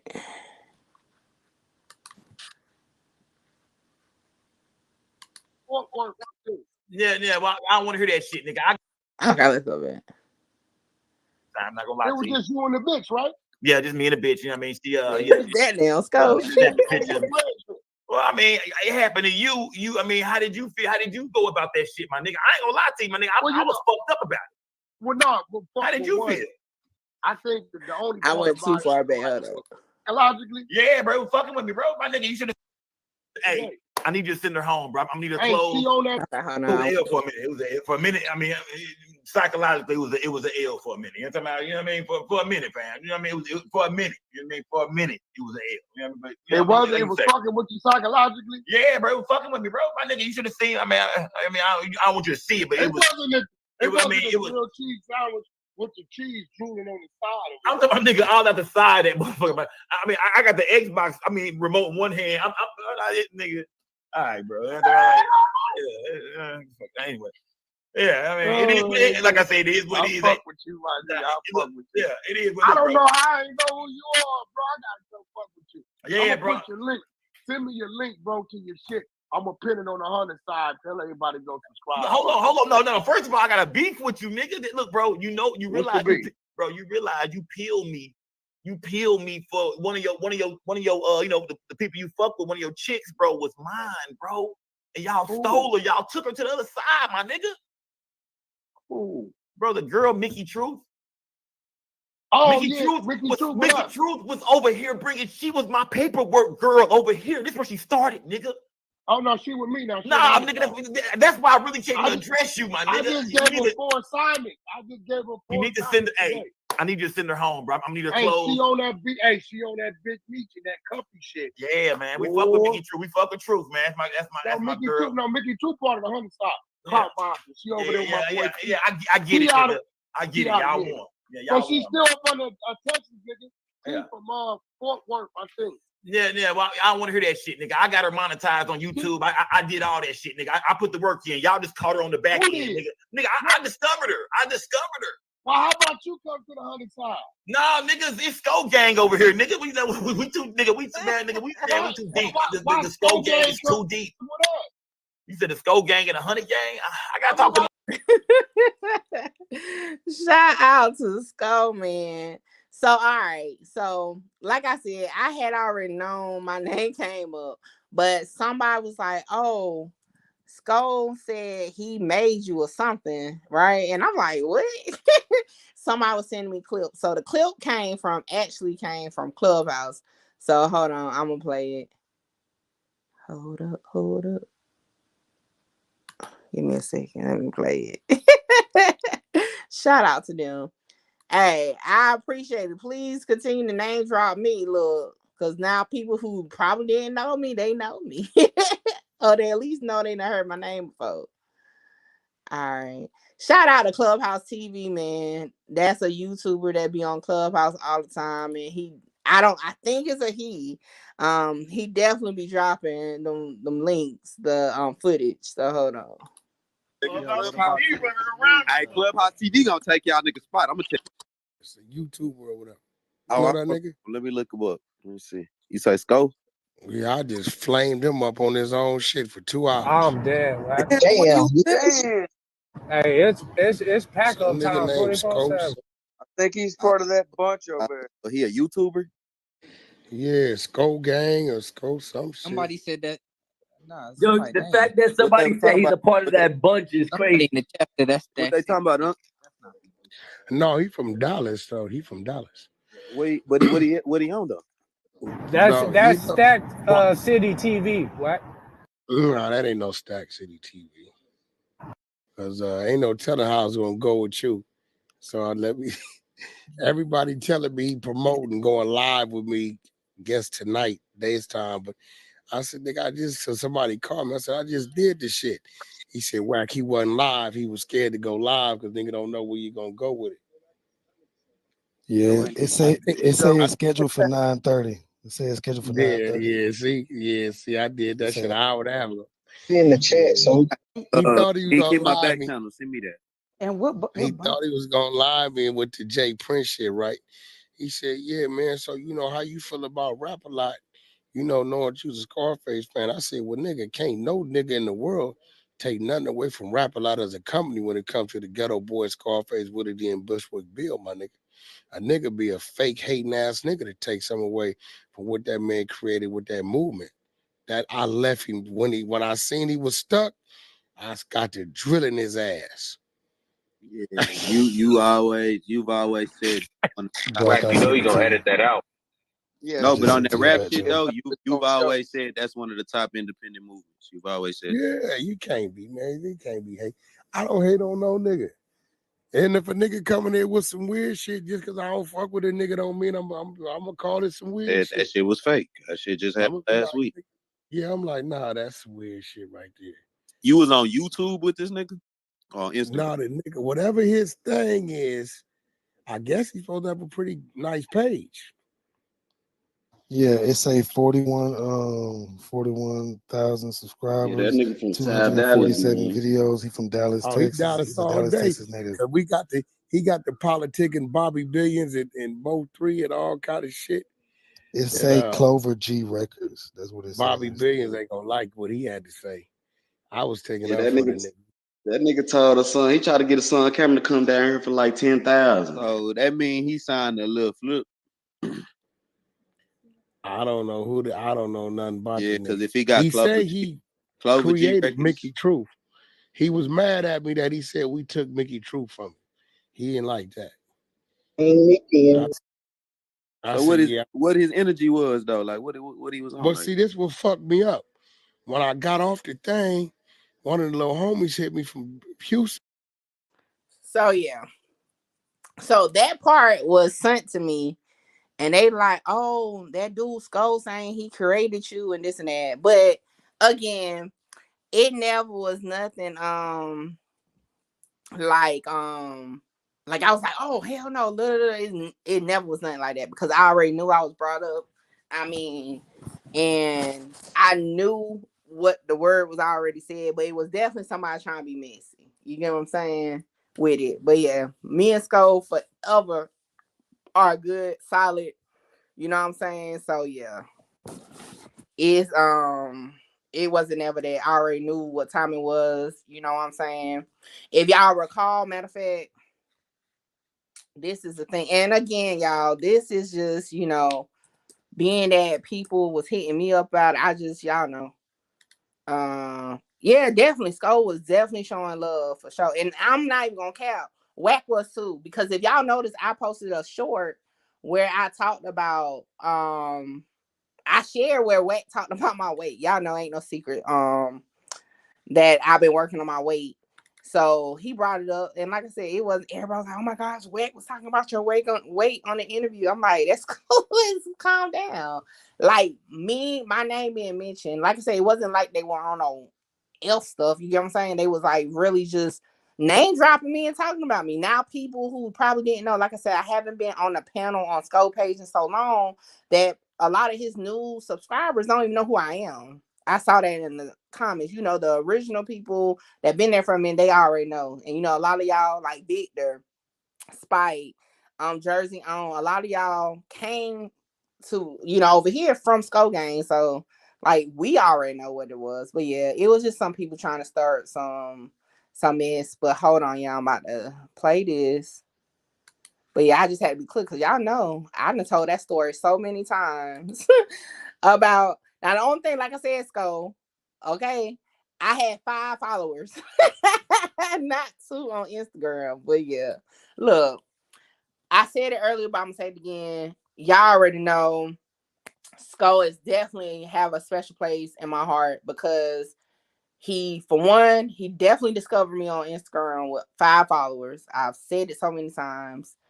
Originally, even when I went on his panel, I wasn't even trying to do YouTube. But when Skull Gang, cause mind you, it was Skull Gang that actually was like, Mickey, you should do a channel. Like, you should definitely do a channel. Cause y'all remember me and Skull and oh, okay. I got you, Spike. So yeah, side note real quick. That's look. You just gotta listen to other clips. That's just how that goes. Spike, but I get what you was talking about. Because even Skull was like, and I will clarify something because I talked to Skull directly before this even aired. Skull even said he wasn't editing nothing. So what y'all see is definitely the interview, right? And like I said, Skull ain't never capped me before, so definitely what y'all see is definitely the interview in my opinion, right? So I forgot where I was, but nevertheless, it happened just like Skull said in his interview. Definitely. When I told Skull, like, yo, I'm going to go ahead and do a YouTube channel, this was after I've been on this page. He didn't say, oh my God, you doing that? None of that, right?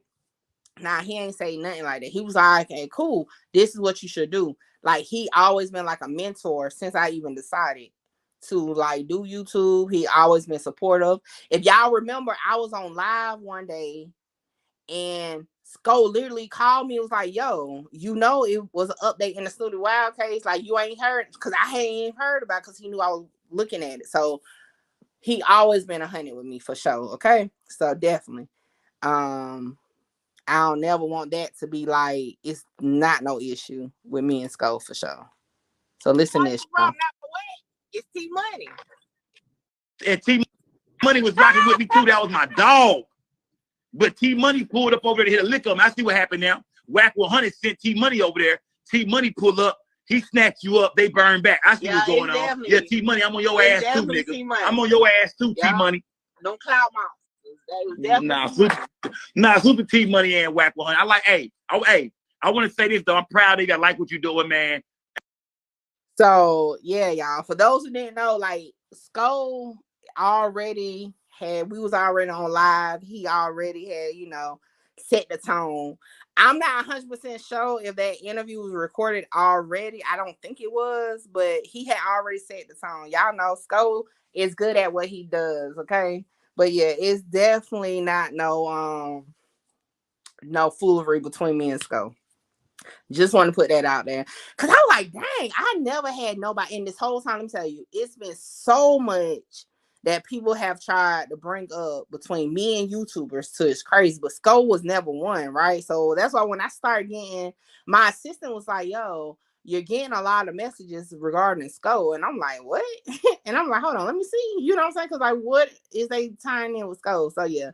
Never is an issue with me and Skull. Me and Skull is good for those who were not aware of the dynamics. I mean, I have said it on Clubhouse, YouTube, Instagram, and I salute Skull all the way. He is definitely one of my mentors. It's no different than now with T Money. T Money is definitely someone I consider a mentor. It's just a different app, Skull is definitely my mentor on YouTube for sure. I got other people out like with bigger YouTubes now, but Skull was the original YouTube channel that gave Mickey Truth an inch of light. Okay, and have been coming. Y'all remember my first freaking real live that got numbers. Skull came over here and brought his live over here. You know what I'm saying? So like, he has always been genuine to me for sure. Same thing with T Money when it comes to Clubhouse. T Money has always, from the day I stepped on there on my BS looking for Adonis, if y'all remember that. He always opened his stage to me to talk, even before the Clubhouse really knew who I was. And he has always showed me love since. And moving on to WACK100. WACK100 has definitely showed me love, okay? And definitely him. And see, a lot of people that's not into the Clubhouse like don't understand. WACK name dropping you definitely is good, right? It's good, even if despite, because Loud Pet hit me up like, yo, what Wack just said? We got beef with Wack. I was like, hold on, what you talking about? So he'll say stuff because YouTubers follow him. Like, it's literally a sector on YouTube that's considered clubhouse YouTubers. That if WACK100 comes in the building, they are there. Shout out to Ray Gill not Ray Gill TV, Ray Gill ENT. He is one of them, and he definitely been giving me love. Because for a minute I was having issues with YouTubers not putting my hashtag or using my voice but not showing me no credit. So since we have gotten better, it's still something I don't. But anyway, but him dropping your name, like even in this now, like I was saying, y'all, it was definitely spun differently because he didn't say that he created me. However, guess what? It made it to YouTube. And if y'all pay attention to what Wack was saying, yeah, I think he got a channel. Boom. Yeah, I think it's pretty good. They went looking it up. So it's putting Skull, that's promotion. And I had to learn that, and I've learned that from T Money and definitely from WACK100 about it. Like, you got to utilize it for promotion and run with it. That's why I shared those parts of the interview, which some people might be like, "Oh, Mickey, that was embarrassing." Nah, like I've openly talked about it, so it's not like, you know. But anyway, that's what I learned from it. But yeah, long story short, me and Sko is good. It's no nothing. Like, it wasn't nothing from the start. But when my sister was like, yeah, they keep talking about Sko, I was like, what? I had to look at it. Look, I had to look at the messages. I'm like, what you talking about? But yeah, y'all. Shout out to the whole Sko game, man. Shout out to Arthur. Arthur ain't pulled up, but y'all remember he came from Sko. I think Tony Snow came from Sko. So yeah. Hell, y'all remember the night that I got monetized? That's why when one of the messages was like, yeah, he said he got you monetized. I said, I ain't gonna cap. Like, literally, I needed, I think, 180 subscribers that night. I was way over my watch hours, but I was struggling on the subscribers because for some reason, I don't know why it was so hard. Because remember, I used to always be like, dang, my views up, but I don't got the subscribers. Like, what's going on? But I remember that night, Sko was like, yo, he hit me up before the live, and he said, yo, you gonna get monetized tonight. And I for sure was monetized that night by the end of his live. So for sure, he definitely pushed me over the edge so I can get the subscribers. Shout out to all the YouTubers that have in some way, shape, form, or fashion showed me love. Y'all already know Hookah Anonymous was a YouTuber I knew prior to being Mickey Truth, right? And that showed me love genuine from the start. That anytime he referenced info that came from me, he always shouted me out. Hey, every video y'all hear him in the beginning, he gave me that drop. Shout out to T Money is a YouTuber now too. Shout out to him because he always showed me love on YouTube. Shout out to Trap House Kitchen.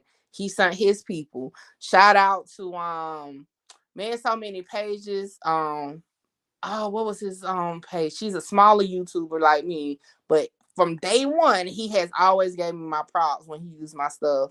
I think it was like Flight TV or something like that. Shout out to Conspiracy Thug that comes pulls up. You know what I'm saying? Shout out to Getty Radio, The Answer, Ray Gill TV. Well, ENT. I keep putting TV. Maybe is it TV on the end? I'm not sure. If y'all don't have not subscribed to everybody, y'all definitely go subscribe because they have genuinely showed me love, never asked for nothing in return, always been there to help me out along the way. Y'all know if y'all look at my very first video to now, I have grown a lot. Okay. So yeah, definitely. Yes. Paperwork queen. I am that. I mean, y'all gave me the name and I'm rolling with it. Cause I definitely I will say I will toot my horn in that.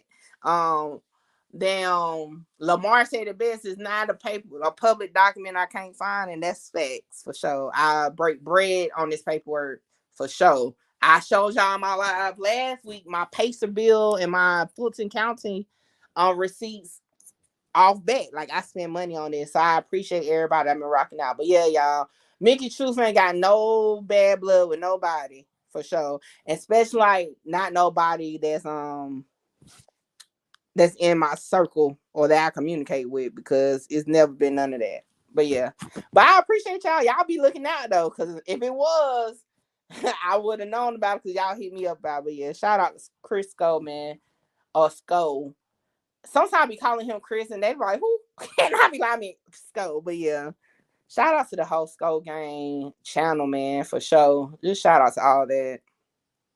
I love it. And I might need to get away from Texas because now I've just thought about that. I started with Sko, then T Money from Texas. Jesus. Now I see why they think I'm from Texas. But yeah, man, shout out. Texas was home first, to be honest, because y'all know y'all was rocking with me before my city even knew that I was Mickey Truth. And even now, like when I look at my analytics, Texas is still a big hub. Of course, other places are starting to come into the forefront. But shoot, my foundation as Mickey Truth 2022, definitely Texas was heavy. Definitely. I ain't gonna cap. Texas definitely showed me love. Now, I have noticed I'm starting to switch out of Texas sector, but y'all keep rocking with you, girl, man. I don't know if I'll be popping up for y'all stuff like that, but yeah, y'all still home team. I think that's all I got, man. We've been going at this thing for almost 3.5 hours. Y'all know I like to give y'all at least 3 hours on the paperwork live, but we are out of paperwork. And I want to drop a couple of videos tonight that I need to finish because I went to sleep, unfortunately. So yeah, I need y'all to do one thing though. One thing. I need y'all to share this live. Share it, share it, share it. Shout out to my day one peoples, man. I know I got some people that's been with me since Twitter and Instagram. Shout out to y'all. Shout out to Skull Gang because y'all was my next like flurry of people that came over. And shout out to everyone that came after and that will come from here on out. I ain't going nowhere. I'm still rocking out. We getting better and better. Y'all, I'm going to get up off this live, but I will be back. And when I be back, it will be soon. Y'all have a good night, man, and holla. Me wearing a frown. Now it's the other way around. They mad because I made it out. I took the hard way. I ain't asking a nigga for nothing. I threw the hard way. Hard way. Hard way. My heart to this day. I'm really with it. My feelings in it. So please, bitch, don't play. I took the hard way. I ain't asking a nigga for nothing. I threw the hard way. Hard way. Hard way, my heart to this day. I'm really with it, my feelings in it, so please, bitch, don't play. Hey.